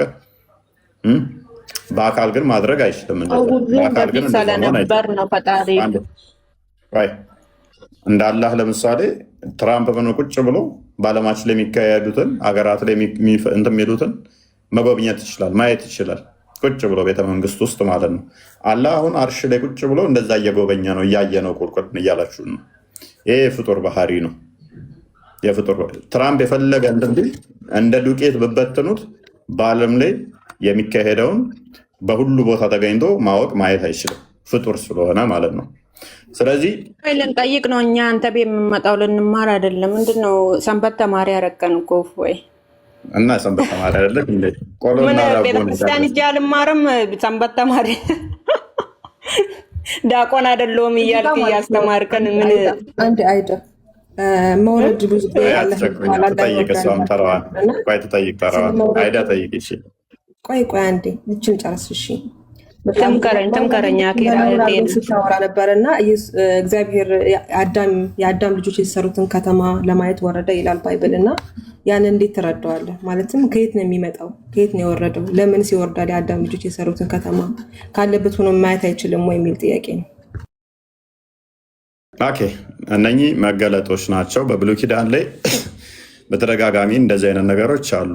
አንድም ከመገለጥ አንጻር የተነገሩ ናቸው፣ አንድም ፍርዱን የሚጠቁም ነው፣ ፍርዱን የሚያሳየ ነው። አንድም ደግሞ ከኛ አንጻር የተነገሩ ናቸው። ለምሳሌ ኢሳያስ እኮ አየው ተብሎ ተነግሯል። ኤርሚያስ ላይ እንደዚህ ልታገኝ ትችላለሽ። አንቺ የጠቀሽው ሙሴም በጻፈን ላይ እናገኛለን። እነኚህ ግልጸት ናቸው ለፍጡራን ፈጣሪ ራሱን ለፍጡራን የገለጸበት መንገድ እንጂ በባህሪ እንደዛ ነው ማለት አይደለም። ለምሳሌ በቀላሉ ልስጥሽ እናንተ ጋር በያነል ተልቢስ ላይ 7ኛው ሙጀለድ ፔጅ 290 ላይ እንዲሁም አዲስ ላይ ያለ መሐመድ አላህም በቆንጆ ውብ መልክ እንዳየው ይናገራል። ይህንን ሙፈሲሮችሽ ምንድነው ያብራሩት? መገለጥ ነው፣ በባህሪው ሳይሆን በመገለጥ ነው ብለው ያብራሩታል። በጣም ጥሩ። ሌላ ደግሞ ምንድነው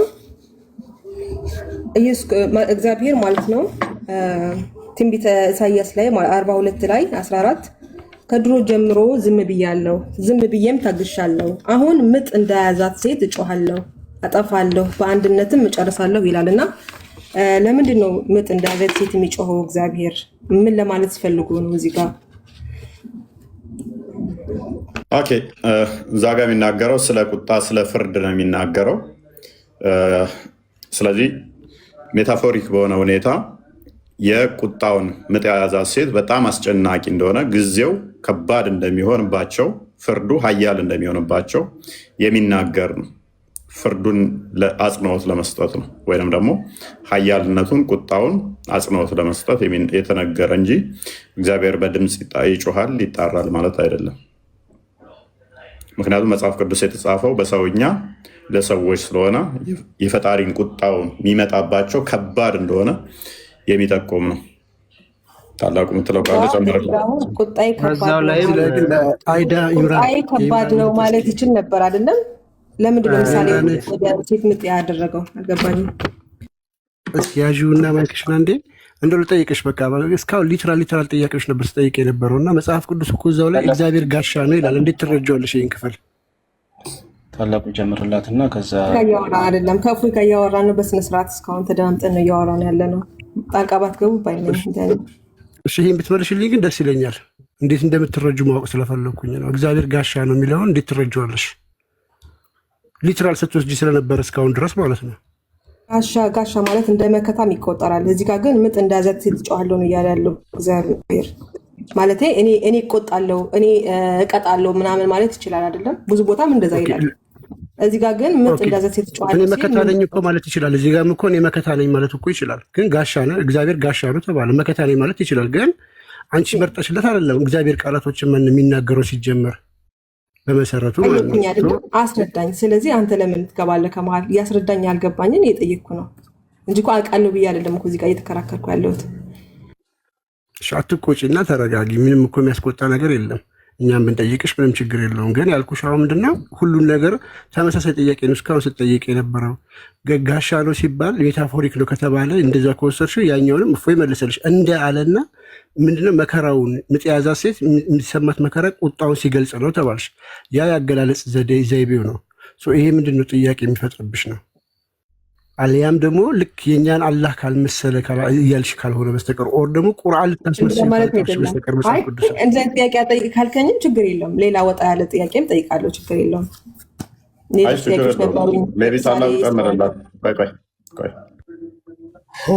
ምናልባት ምዕራፍ 42 ያለውን ከ12 ጀምረሽ ብታነቢው በጣም ቀላል ነው የሚሆንልሽ። እግዚአብሔር እንደ ኃያል ይወጣል፣ እንደ ሰልፈኛም ቅንዓትን ያስነሳል፣ ይጮሃል፣ ድምፁንም ያሰማል፣ በጠላቶቹም ላይ ይበረታል ይላል። ከድሮ ዘመን ጀምሮ ዝም ብያለሁ፣ ዝም ብዬም ታግሻለሁ። አሁን ከላይ ምን እያለ ነበረ? ይጮሃል፣ ድምፁንም ያሰማል፣ በጠላቶቹም ላይ ይበረታል ብሏል። በደንብ አድርገሽ ተከታታይ። ከዛ በኋላ ነው ወደ ፍርድ የሚጣራው። ከድሮ ዘመን ጀምሮ ዝም ብያለሁ፣ ዝም ብዬም ታግሻለሁ። አሁን ምጥ እንደያዛት ሴት እጮሃለሁ። ምጥ እንደያዛት ማለት ሲጀምር ንጽጽር ነው። ለምሳሌ መሐመድ ልክ እንደ እፎይ ሰው ነው ማለት መሐመድ በቃ እፎይ ነው ማለት ነው አይደለም። ይሄ እንደሚለው ምኑን ነው የሚያሳየው? ንጽጽር ነው፣ ማሳያ ነው። ለዚህ በቃ እግዚአብሔር ዝምታውን የሰበረበትን እና ወደ ፍርድ የሚመጣበትን ያንን ጭንቀት እንደ ብሎ ነው የሚገልጸው፣ ማነጻጸሪያ ማለት ነው። ከዛ ቀጥሎ ምን ይላል? አጠፋለሁ በአንድነትም እጨርሳለሁ አለ። አጠፋለሁ በአንድነትም እጨርሳለሁ። ለዚህ ንጽጽር ለመሆኑ ከላይ ጀምሮ መጣ። ከቁጥር 13 ጀምረሽ ስትመለከቺ እንደ ኃያል ይወጣል፣ እንደ ሰልፈኛም ቅንዓትን ያነሳል ነው የሚለው። ያ ማለት ግን እግዚአብሔር ሰይፍና ጎራዴ ይዞ ከኛ ጋር ሊወጋ ይመጣል ማለት ሳይሆን ንጽጽሩ ግን ምንድነው? የሚዋጋ ሰው ሆኖ ይመጣል ማለት ነው። እንደ አነጻጻሪ ነው እንጂ መሆን አይደለም ማለት ነው። ግልጽ ሆኖልሻል አሁን የምራነት? እንደ መልስ እንደናንተ እንደ እምነታችሁ መልስ ተቀብያለሁ። ሌላ የመጨረሻ ጥያቄ የሚለው ኢየሱስ የሚለው የስሙ ትርጉም ምንድነው? ኢየሱስ መድኃኒት ማለት ነው። ኦኬ፣ መድኃኒት ከሆነ ከኢየሱስ ክርስቶስ ጋር ታስሮ የነበረው ወንበዴው ኢየሱስ ራሱ ሌላኛው ኢየሱስ እሱን መድኃኒት ነው ማለት እንችላለን? ደግሞ ማን ነው እሱ? እስቲ ያሳየን። እንደዛ የሚል ማለት ሌላ ኢየሱስ አልነበረም ብለን የምታምነው አንተ? የተሰቀለ ኢየሱስ እስኪ አሳይን። ትንቢት የተነገረለት ከድንግል የሚወለድ መድኃኒት ተብሎ የሚጠበቅ ማን? ስለ ኢየሱስ ስለሚለው ስም ነው ያወራን አይደለም?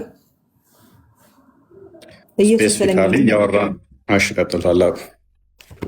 ትንቢተ ኢሳይያስን አሁን ስትጠቅሰው ስለነበረ እንደው በጣም ይገርም ነው። ስለዚህ አይደለም ጭራሽ ከኢየሱስ ክርስቶስ ጋር ታስሮ ስለነበረ ላሳይሽ ስለሆነ ነው።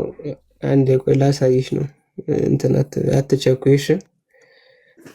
ስለ ማዳን እና ወዘተርፈ እያወራን ስላለን እሱንም በዛው እንዲያሳይሽ ስለፈለኩኝ ነው። በኦሪት ትንቢተ ሆሴዕ ምዕራፍ 10 ላይ ትንቢተ ኢሳይያስ ምዕራፍ 44 ላይ ለምሳሌ እኔ እግዚአብሔር አምላክ መድኃኒት ነኝ እያለ ይናገራል። መድኃኒት ማለት ሆሼ ማለት ነው። ሆሼ የሚያድን መድኃኒት ማለት ነው። ኢየሱስ የሚለው የግሪክ ቃል ነው። መጀመሪያ በእናት ቋንቋው የሽዋ ነው። የሽዋ ማለት የሆሽዋ ነው። የሆሽዋ ማለት ደግሞ ያህዌ መድኃኒት ነው ማለት ነው። ያህዌ መድኃኒት ለመሆኑ በብሉይ ኪዳን ጥቅሶችን ላሳይሽ ይችላሉ። የሸዋ የሚለው በእናት ቋንቋ ማለት ነው። ወደ ግሪክ ሲሄድ ኢየሱስ ብሎ መጣ። እኛ ደግሞ ከግሪኩ ስለሆነ ወንጌልም እየተጻፈው የሐዲስ ኪዳን ቋንቋ ዋናው ግሪክ ስለሆነ ኢየሱስ የሚለውን ቀጥታ ከግሪኩ ይዘነው መጣን። በአረማይክ ብትሄጂ የሸዋ ነው። በአረብኛ ብትሄጂ የሱዕ አልመሲህ ነው። የሱዕ ማለት የሸዋ የሚለው ሰ ተደርጎ ማለት ነው። ለዚያው የሆሽዋ ነው። ሸዋ ማለት መድኃኒት ነው። የሆዋ ደግሞ የነቢያት ሁሉ አምላክ ነው። ስለዚህ የሆሽዋ ወይም ያህዌ መድኃኒት ነው ማለት ነው። ቀጥታ ስሙ ትርጉሙ ግልጽ ከሆነልሽ የስሙን ትርጉም ስለሆነ እየጠየቅሽ ማለት ነው። ይሄንን ሊያዝልሽና ቆይ አንዴ የኢምራን እህት አላህ ማለት ምን ማለት ነው? የስሙ ትርጉም እኔ የስሙን የኢየሱስ ክርስቶስ የኢየሱስን ስም ጠየቅሁና ትርጉሙ ስትነግረኝ ከኢየሱስ ክርስቶስ ጋር ታስሮ የነበረው ሌላኛው ኢየሱስ አዳኝ ነው ማለት እንችላለን ወይ? ሌላኛውን ስሙን ትርጉሙን ብቻ ስለያዘ የታሰረውን ኢየሱስ አሳይን። ማስረጃሽ ምንድን ነው? የለም ብለህ ነው የምታምነው? አለ ብለህ ነው የምታምነው? ማስረጃሽን እስኪ ያሳይን እና እንትን እንዳለ እነዚህ እንዳይሆን ማስረጃ ይኸው እዚህ ላይ አለ ኢየሱስ የሚል እዚህ ላይ ተቀምጧል ብለሽ ማስረጃ ሰጥተሽ ነው እንጂ ዝም ብሎ በገገማው እንዲህ ነው ተብሎ እኮ አይደለም። አንተ የምታምነው ከኢየሱስ ክርስቶስ ጋር ሌላ ኢየሱስ ታስሮ ነበር ብለህ ታምናለህ? አታምንም? ጥያቄ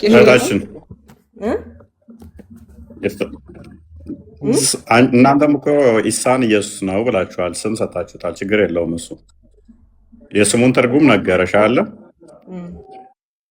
ስለዚህ ዛሬ አንድ ሰው ተነስቶ ኢየሱስ ነኝ ስላለ እሱ ያድናል ማለት አይደለም። አንቺ ልታመጭ የፈለግሽውን አይ ነው። አሁን ወደ እንትኑ ትንቢት ተነግሮለት ያድናል ተብሎ የተወለደ ከዛ ከኢየሱስ ውጭ አለ ወይ አድኖም ያሳየን? ይሄ በራስሽም እኮ መሲህ የተቀባ የሚለው አዳኝ ማለት ነው አይደል? አንቺም እኔ ስለ ኢየሱስ ነበር ያወራ የነበርኩት። መሲህ ለሚለው ሳይሆን ስለ ኢየሱስ የሚለው ትርጉም ነው እንጂ መሲህ ስለሚለው አይደለም የጠየኳችሁ። በጣም ጥሩ። አሁን ቆይ መሲህ የሚለው መድኃኒት ማለት ነው ብለሽ ነው የምታምኚው በእናንተ ትምህርት? አይ መሲህ ማለት የሚዳብስ የተቀባ ምናምን እንደሚለው ማለት ነው። የተቀባ ይኸውልህ መሲህ ማለት መሳሐ ከሚለው ዳበሰ ከሚለው የመጣ አረብኛ ቃል ነው ብዬ ነው የማምነው። ያው ብዙ እውቀት ላይኖረኝ ይችላል። አይደለም መሲህ ማለት መሳሐ ከሚለው የመጣ አይደለም። መሸኸ የተቀባ ቅቡእ ማለት ነው። መሲህ መሸኸ ነው። በሂብሪውም በአረብኛም በምኑም ብትሄጂ የተቀባ ቅቡእ ማለት ነው እንጂ ምንድን ነው የዳበሰው? ሲጀመርስ ቢሆን ምን ዳብሶ ነው የዳበሰ? ዳብሶ አይነ ስውራኖችን ይፈውስ ነበር። ስለዳበሰ ነው። ይኸውልህ አሁን ሌላ ቦታ ወደ ቁርአን እንድትገባ ነው እኮ ተግባብተናል መሰላል። ጥያቄን ግን አግኝታችሁታል? ምን ለማለት ጥያቄሽንማ በቃ ባጭሩ ልመልስልሽ። ምንም እንኳን ሌላው ነገር ክርስቶስ የሚለው ወይም ኢየሱስ የሚለው ስም ትርጓሜው በደንብ ከገባሽ እሱ ራሱ ክርስቶስ ራሱ ማለት ነው ስለ ሐሰተኛ ኢየሱሶች አስጠንቅቆናል። ወቅወሙ ለገብርተ እኪት ሐሰተኞችን ነቢያት ተጠንቀቁባቸው። በላያቸው በግ ውስጣቸው ግን ነጣቂ ተኩላ ሆነው ይመጣሉ። ሐሰተኛ ኢየሱሶች፣ ሐሰተኛ ክርስቶሶች ይመጣሉ። ስሙን መያዙ ብቻ ኢየሱስ አያደርገውም። ራሱ መድኃኒታችን ክርስቶስ ይሄንን በደንብ አድርጎ በማቴዎስ ወንጌል በተለይ ምዕራፍ 24 ላይ ብትና አድርጎ ነግሮናል። የሐሰት ኢየሱሶች ይመጣሉ ብሎ ያ ማለት ስሙን የሚወስዱ ስሙን የሚነጥቁ አሉ። ያ ማለት ግን እነሱ ራሳቸው ኢየሱስ ሆኗል ማለት አይደለም። አሁን እኔ እኮ ቅድም እንዲገባሽ ጠይቄሽ ነበረ። ለምሳሌ በእስልምና ከኢሳ ውጭ መሲህ የሚባል ነብይ አለ? የምራነት ኢሳ ነብይ ራሱ ኢሳ ብቻ ነው ያለው በእስልምና ከጠየቀ መሲህ የሚባል ነው። ጥያቄን በደንብ ስሚኝ።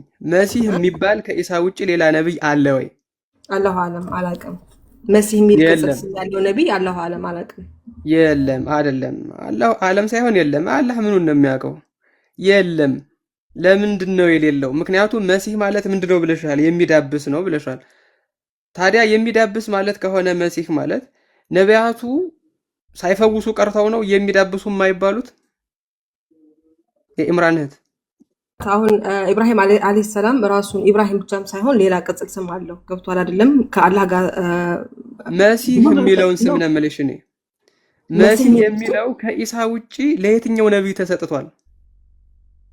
ይኸውልህ ሊኖር ይችላል ላይኖር ይችላል። ይሄንን አላውቅም ብያለሁ። የለም። እሺ ቀላል ጥያቄ ደግሞ ሌላ የአላህ ቃል የተባለ ነብይ አለ? ራሱ እኮ የአላህ ቃል እኮ አይደለም። ምንድነው በቃሉ ተፈጠረ እንጂ የአላህ ቃል አይደለም የሚል ነገር የለም። ችግር የለውም። የአላህ መንፈስ የተባለ ነብይ አለ? የአላህ መንፈስ አይደለም የተባለው በመንፈሱ ነው። አደም አለይሂ ሰላም በመንፈሱና በቃሉ ነው የተፈጠረው። ኢሳ አለይሂ ሰላም ጋር ምንም ልዩነት የላቸውም። የአደምና አፈጣጠር በጣም ነው እየዋሸሻለሽ። እኔ እንደዚያ ውሸት በጣም የሚያስጠላው። የምር አልዋሸሁም። ቁርአን ላይም እኮ አለ ምሳሌያቸው አንድ የአደምና ኢሳ አፈጣጠር ብሎ የሚነገር አንቀጽም አለ። ውሸት በጣም የሚያስጠላኝ። ታማኝ አስተምሮቶች ላይ ታማኝ መንፈሱ አልተባለም ቃሉ አልተባለም እያልሽ እየሸመጠጥሽን ቢያንስ ህፃን ላይ መሰልነሽ እንዴ? እሺ የት ላይ ነው መንፈሱ የሚለው? ማለት ሌላ ቦታ ልንገባ ነው። ግን በመንፈሴ ከመንፈሴ ከኔ ከሆነ መንፈስ የሚል አለ እንጂ ራሱ ዛቱ መንፈስ ነው የሚል አይደለም። ገብቷል? አደም አለይሂ ሰላም ነው ከራሴ መንፈስ ፈጠርኩት ብሎ ይናገራል። ቆይ አንዴ በደንብ ለማዳመጥ ሞክሪ አንዳንዴ። እሺ ችግር የለውም ማዳመጥ ይጠቅማል እንጂ የሚጎዳ ነገር የለውም። እንደውም እንኳን ማነሳው ያላ ቃል ፍጡር አይደለም። ቅድም አንስተነዋል። በቂያማ ቀን ይመጣል ሊያማልድ። ስለዚህ ፍጡር ካልሆነ ያላ ቃል አንዱ ኢሳ ነው። ስለጠየቀኝ ነው የመለስኩልህ እንጂ ወደ ክርክር ወደ አህለል ኪታብ ከሚለው እስኪ ጀምሪና አንብይልን፣ ወይም አማርኛውን ላድርግልሽና አብረን እናነባዋለን። ቀጥይ እስኪ የኢምራን ቀጥይ አንብዩ። አነባለሁ ግን ትርጉም ያን ያህል ነኝ ለራሴ የሚሆን የለውም። አብረን እንተረጉመዋለን። ቀጥይ ችግር የለም። አይ ወደ እስልምና ንጽጽር ልገባ አይደለም የመጣሁት። ችግር የለውም። አንብይልን። ችግር የለውም። እንድታነቢው ብቻ ነው። ኢቅራ ቢስሚ ረቢከ ላ ኻሊቅ አልኢንሳን ሚን አለቅ ያለው ጅብሪል ትዝ አለኝ። አሁን እኔ ራሴ ወደ ጅብሪልነት ልቀየር ነው። አንብይ ለምን እኔን እንዳነብፈልክ አማርኛው ካለ አማርኛውን አምጣውና ሁሉም ያንብቡ አይሻልም? ችግር የለውም እናነባዋለን። እሺ አንብይልን። ማንበብ አልችልም አረበኛ ትንሽ ትንሽ ነው የምችለው። ያ ረቢ መሬም ጎንደሬዋ ንጽጽር ስትሰሪ ነበር እንዴ? እንዴት ነው አረብኛ ማችው? ዋሻለሽ ሰው እየዋሸሽ ነው። ማንበብ ሳትችሉ ንጽጽር አሰሩም መቼም ነው። ፐርፌክት አይደለም እውነት አነባለሁኝ የተወሰነ ግን ፐርፌክት አይደለም። ስለዚህ ለምን እሰባብረዋለሁ? ለዛ ነው ጥያቄ ከመለሰችልኝ ጠይቃትና ልውጣ ስለሆነ እስካሁን ጠብቄያለሁ ዝም ስላልኩኝ። ቅድም ኢሳ እየዳበሰ ስለሚምር ነው ብላለች እና እስቲ ቁርአን ላይ ኢሳ የቱ ጋር ነው ዳብሶ አይነ ስውሩን ያበራው? እስቲ ማስረጃ እስቲ። እና የቅድሙን በቃ በዛ ተስማምተናል ማለት ነው። ስለ ኢየሱስ ክርስቶስ ማለት ሌላኛው ኢየሱስ ክርስቶስ አዳኝ ነው ማለት ነው ማለት ነው። መሪ አልሰማሽኝም? ያልከኝ ቢኒ ቅድም ምን አልሽ?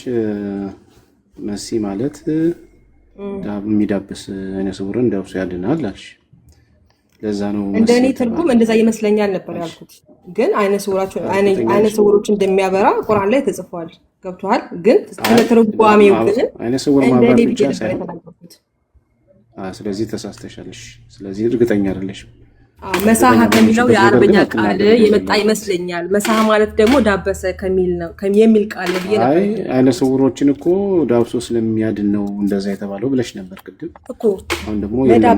መሳሐ የሚለው ዳበሰ ከሚለው የመጣ ሲሆን አይነ ስውራኖች ደግሞ ስለሚዳብስ ስለነበረ በዛ ሊሆን ይችላል ነበር። የቱ ጋር ነው የዳበሰው? እሺ የቱ ጋር ነው የዳበሰው? አይነ ስውራን አንተ አይነ ስውራኖች ያበራል አያበራም? ኢየሱስ ክርስቶስ አይነ ስውራኖች ያበራ ነበር አያበራም? ስለ ኢየሱስ ነው መጽሐፍ ቅዱስ ላይ ነው ማብራሪያ ያለው የቁርአን ተፍሲር መጽሐፍ ቅዱስ ነው።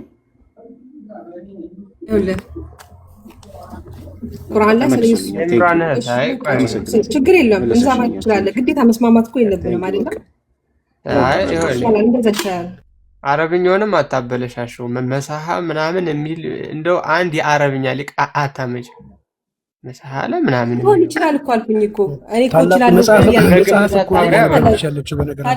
የኡስታዟ መጽሐፍ ነው። በነገራችን ላይ ልክ ነኝ ብያለሁ። ሀሳብ አይደለም በነገራችን ላይ አይ እዚህ ጋር እንተማመንና የጻፈውንም ኡስታዝ እናውቀዋለን። የምታነቢው መጽሐፍ እኔ ስለማንም ኡስታዝ አይደለም የማወራው ስለራሴ። አይ መጽሐፍ ላይ ነው የተጻፈው። መሲህ የሚለው የመጣው ብሎ የጻፈልሽ ኡስታዝ አለ፣ መጽሐፉ አለ፣ እናውቀዋለን። ስለሌላ ሰው አታውራ። እዚህ ጋር ነው ያለሁኝ እኔ ደግሞ ምን ያህል እንደተሳሳተ ግን እያየሽ ነው ደግሞ አይደለም ያወራሁት አይደለም።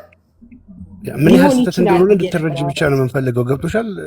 የኢምራን እህት ሶሪ፣ መጽሐፉ የምታነቢው እኛ ፊት ሲመጣ እንግዲህ እያየሽ ነው አይደለ? ምንም ቫልዩ ለስ የሆነ ነገር ነው፣ ውሸት ነው እያልንሽ ነው። እንደዛ ብለህ እኮ ማመን ትችላለህ፣ ችግር የለውም። ያንተ እምነት ስለሆነ ችግር የለውም። እና አሁን የመጨረሻ ጥያቄ በቃ ለወጣ ነው፣ ብዙ አቆየኋችሁ። ትንቢተ ኢሳያስ የኢምራን ለወጣ ነው እያልሽ 10 ጥያቄ ጠይቀሽ በቃ ወይ ማራኮ ሊወርድ ነው። እኔ ጥያቄን ሳልጠይቅ ቆይ እስኪ አንዴችን አነብልን። አይዳ አንቺ ኔትወርክሽ እየተቆራረጠ ነው። ይሄ ምንድን ነው የሚለው? የኢምራን እህት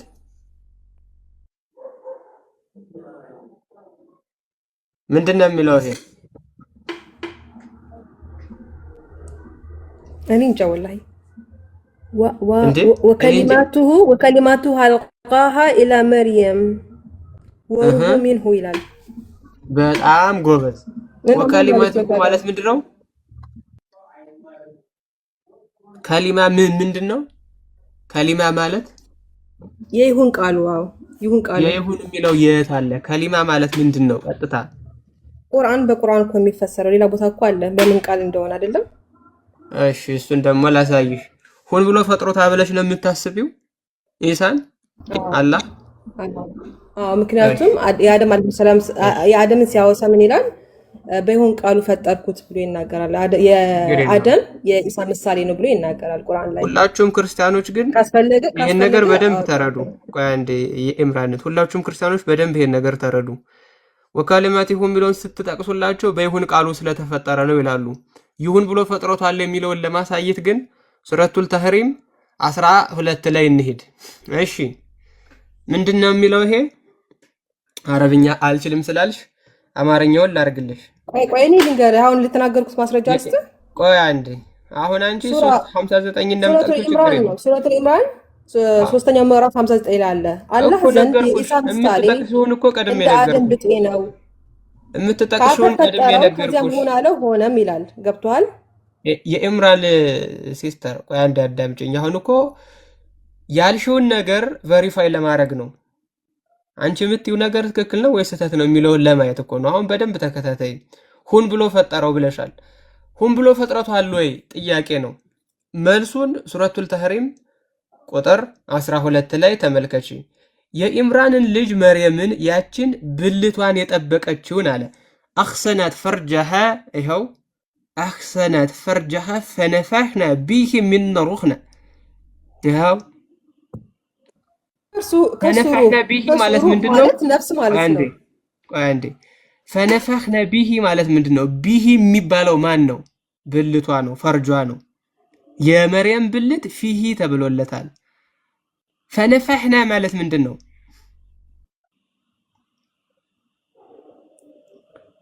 ፈነፈሕና ማለት ምንድን ነው?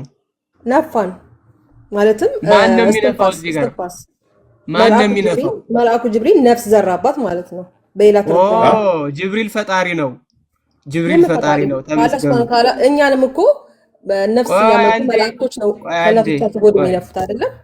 መጀመሪያ ጅብሪል ፈጣሪ ነው። ሁለተኛ ሁን ብሎ መች ፈጠረው? ይሄው ሁን ብሏል እዚህ ጋር። ይሄውልህ አንተ እንዴት ነው የተፈጠርከው? ማለትም ያንተን ነፍስ እኔ እዚህ ጋር የውይይት ርዕስ አይደለሁም። በደንብ አድርገህ ስለ ነፍስ እኮ ነው የሚወራ ያለው። ሁን ብሎ ፈጠረው ብለሻል። ቆይ አንዴ ሁን ብሎ ፈጠረው ብለሻል። ለአንተ ጥያቄ መልስ ማለት ነው። ሱራ ኢምራን 59 ላይ ለአንተ 59 ልቴ ነው። ቁጥር 59 ኮምፕሊትሊ ሌላ ነገር ነው የሚያወራው። እሱንም ላሳይሽ ነው። አላህ ነፋህና የሚለው የኢሳ ምሳሌ አለ። የኢሳ ምሳሌ እንደ አዳም ቢጤ ነው። ኦኬ ከአፈር ፈጠረው፣ ከዚያም ለእርሱ ሰው ሆነ አለ። ሆነም ነው በቃ አለቀ። ነፍስ ታዲያ ለምን በመሬም ብልት ውስጥ ነፋ? እዚህ ጋር ሩህ ነዋ። ከእናቶቻችን ሆድም ሁላችንም እናቶቻችን ላይ እኮ ሩህ ይነፋል እኮ። ነፍስ ማን ነው ነፊው? ከፈጣሪ ዘንድ መላእክቶች ነው የሚያመጡት። መላእክት አላቸው። ስለዚህ ቆይ ስለዚህ ጅብሪል ፈጣሪ ነው ማለት ነው፣ ነፊው እሱ ስለሆነ። ጅብሪል እኮ ከአላህ ዘንድ ተልኮ ነው እንጂ ከራሱ ምንም ማድረግ የማይችል እኮ። ስለዚህ በአላህ ፈቃድ ጅብሪል ፈጣሪ ነው ማለት ነው። ሲል ይሆናል ነው አለቀ። ጅብሪል አመጣ ስላለው ሰው አይሆንም። ገባ አይደለም? ሰው አይሆንም። አላህ ግን ሰው ሁን ሲለው ይሆናል ነው አለቀ። ይሄ ነው ዋናው ነገር። አሁን ይመስለኛል በቃ ጥያቄ እንዳልጨረስ ፈልጋችሁ መሰለኝ። ምን ያን ከባድ ጥያቄ አይደለም የጠየኩት፣ በጣም ቀላል ጥያቄ ነው። ግን ለምን እንደምትሰማው ምክንያቱኝ እባክሽ መረም ምንም ከጠየቅሽ ምንም እንትን የለውም እኮ ዝም ብለሽ ነው ሰዓት የገደልሽው። ቀላል ጥያቄ ነው የጠየኳችሁ ያለሁት፣ ግን ትሸሻላችሁ። አይዳ ትቀጥል።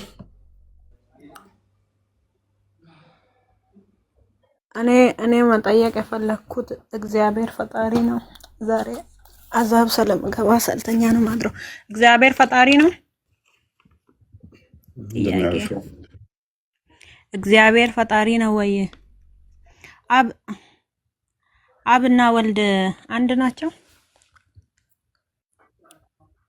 ድምጽ አይሰማም? ድምጽ አይሰማም? ኦፎይ ትሰሚያለሽ? አብና ወልድ አንድ ናቸው? በምን ነው አንድ ናቸው?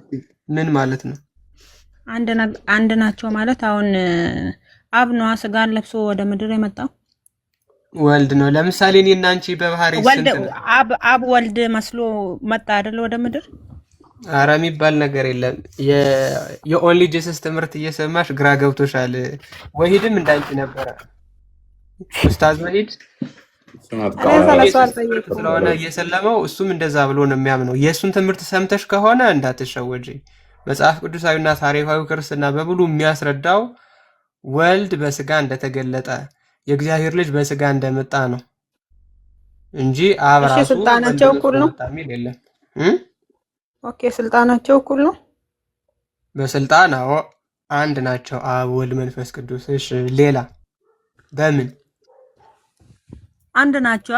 አሁን ምሳሌ እኔ ወልድን አንድ ነገር በጠየቀው እሱ ማድረግ ይችላል። እኔ ወልድ ማለት ነው። አዎ የዮሐንስ ወንጌል ምዕራፍ 14 ላይ ተናግሯል። የዛን ጊዜ በስሜ ትለምናላችሁ አደርገዋለሁ ብሏል። እሱ ራሱ ወልድ ራሱ ልመናችንን ሰምቶ ይመልስልናል። ትክክል ነው። ኦኬ ስለዚህ ዮሐንስ ወንጌል ምዕራፍ 5 ቁጥር 30 ክፈትና እስኪ ምን እንደሚል አብረን እናንብብ። ዮሐንስ ወንጌል ምዕራፍ 5 ቁጥር 30 ክፈትና ወልድ በራሱ ማድረግ ይችላል። ክፈቱ አብረን እናንብብና ዛሬ ከተመለሰላት አይዳ የክርስቶስ ልጅ ትሆናለች፣ ሴጣንን ትክዳለች፣ የእግዚአብሔር ልጅ ትሆናለች፣ ከባርነት ነፃ ትወጣለች፣ ባትወጣም በልቧ አምና ትወጣለች። ይሄው በደንብ አድርገሽ ለመከታተል ሞክሪ። እሺ አይዳ ወይ የተከታተልኩ ነው። ምን አለ? እኔ ከራሴ ወልድ ምን አለ? እኔ እሱን እኮ በስልጣን ላሳይሽ እኩል ናቸው አልካ። እኮ በስልጣንም እሱን እኩል ላሳይሽ ናቸው ነው። አል። ስለዚህ ነው ምንም አትቀባባኝ። ወልደ ምን አለ ኧረ እዚህ ጋር እኔ ቀባባዎች ከራሴ አይደለም አለ። በጌታ ስም ኦኬ እኮ በራሱ አዳምጪ ሁሉ ነገር ማድረግ ይችላል አልክ። እንጂ ምንድነው ከቁጥር አመጡ 19 ነው ታላቁ የሚጀምረው የዚህ ኮንቴክስት። አንዴ ቆይ በደንብ ለመስማት ሞክሪ። ለምን ስሜታዊ እንደምትሆኑ እኮ ነው ግራ የሚገባኝ እኔ በጌታ ስም። ይኸውልሽ ምን ለምን ይላል መሰለች? ስለዚህ ለምን ስሜታዊ ኢየሱስ ነው? መለሰ እንዲህም አላቸው፣ እውነት እውነት እላችኋለሁ አብ ሲያደርግ ያየውን ነው እንጂ ወልድ ከራሱ ሊያደርግ ምንም አይችልም አለ። ስለዚህ አብ አንተ ሲያደርግ ምንድነው ያየውን ነው እንጂ ያልከኝ? ምንድነው ያልከኝ? ወልድ በራሱ የፈለገውን ነገር ማድረግ ይችላል አልከኝ እኮ።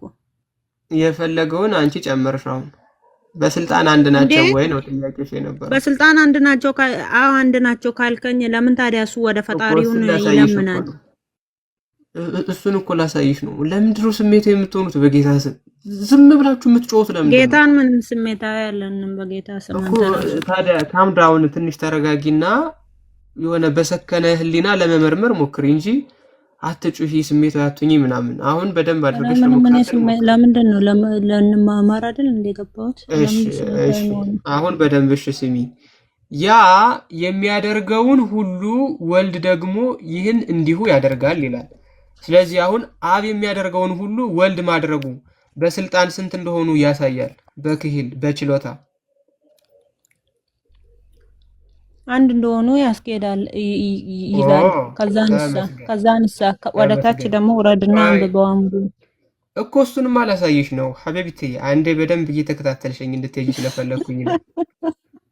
አብ የሚያደርገውን ሁሉ ይኸውልሽ፣ አብ የሚያደርገውን ሁሉ ወልድ ደግሞ እንዲሁ ያደርጋል ሲል ፈጣሪ የሚያደርገውን ነገር በሙሉ ፍጡር ማድረግ ይችላል? እንዴት ማለት? ፍጡር ፈጣሪ የሚያደርገውን ነገር ሁሉ ማድረግ ይችላል ወይ? ፈጣሪ ሰጥቶት ነው ኃይሉን ፓወሩን ሰጥቶት ነው ፈጣሪ የሚያደርገው። እሱ ነው ጥያቄ የሚሰጠው። እሱ አይደለም። ጥያቄ እሱ አይደለም። አይዳ ፈጣሪ የሚያደርገውን ሁሉ ፍጡር ያደርገዋል ወይ? ፈጣሪ ይሰጠዋል ኃይሉን አልኩክ እኮ እንዲያደርግ ይሰጠዋል። የኔም ለነብያቶች ጥያቄ እሱ እንደሚሰጣቸው አይደለም። ማለት ነው። ለነብያቶች ይችላል ወይስ ሲሰጣቸው አይችልም? እንደነበር ምን አይዲያ ይችላል ወይስ አይችልም? መለስ አድርገው ክርስ እንትና ታላቁ ክፍሉ መለስ አድርገው እና ከቁጥር 16 አድርገው። በጣም ራቀብን እንዳይሉ እኮ ደግሞ። እሺ አይ የመሰጠት አለመሰጠት ነው 17 አድርገው። እሺ አይዲያ በደንብ እንትን በይ፣ ለመረዳት እንትን በይ፣ ለመድረቅ ሳይሆን ሰንበትን ሰርቶ ነው። ይህንን ራሱ ክርስቶስ እንደዚህ ብሎ ይናገራል። ስለዚህም በሰንበት ይህንን ስላደረገ አይሁድ ኢየሱስን ያሳድዱት ነበረ። ምን? በሰንበት ስለፈወሰ። በሰንበት መስራት የሚችለው ፈጣሪ ብቻ ነው፣ ማንም አይሰራም ብለው አይሁዶች ያውቃሉ። ቁርአንሽ ላይም ሱረቱ በቀራ ከ63 ጀምሮ 35 በሰንበት የሚሰሩት ፈጣሪ ብቻ ነው የሚሰራው፣ አላህ ብቻ የሚሰራው። ስለዚህ በሰንበት የሰሩትን ወደ ዝንጀሮና ወደ ጦጣ ቀይሯቸዋል።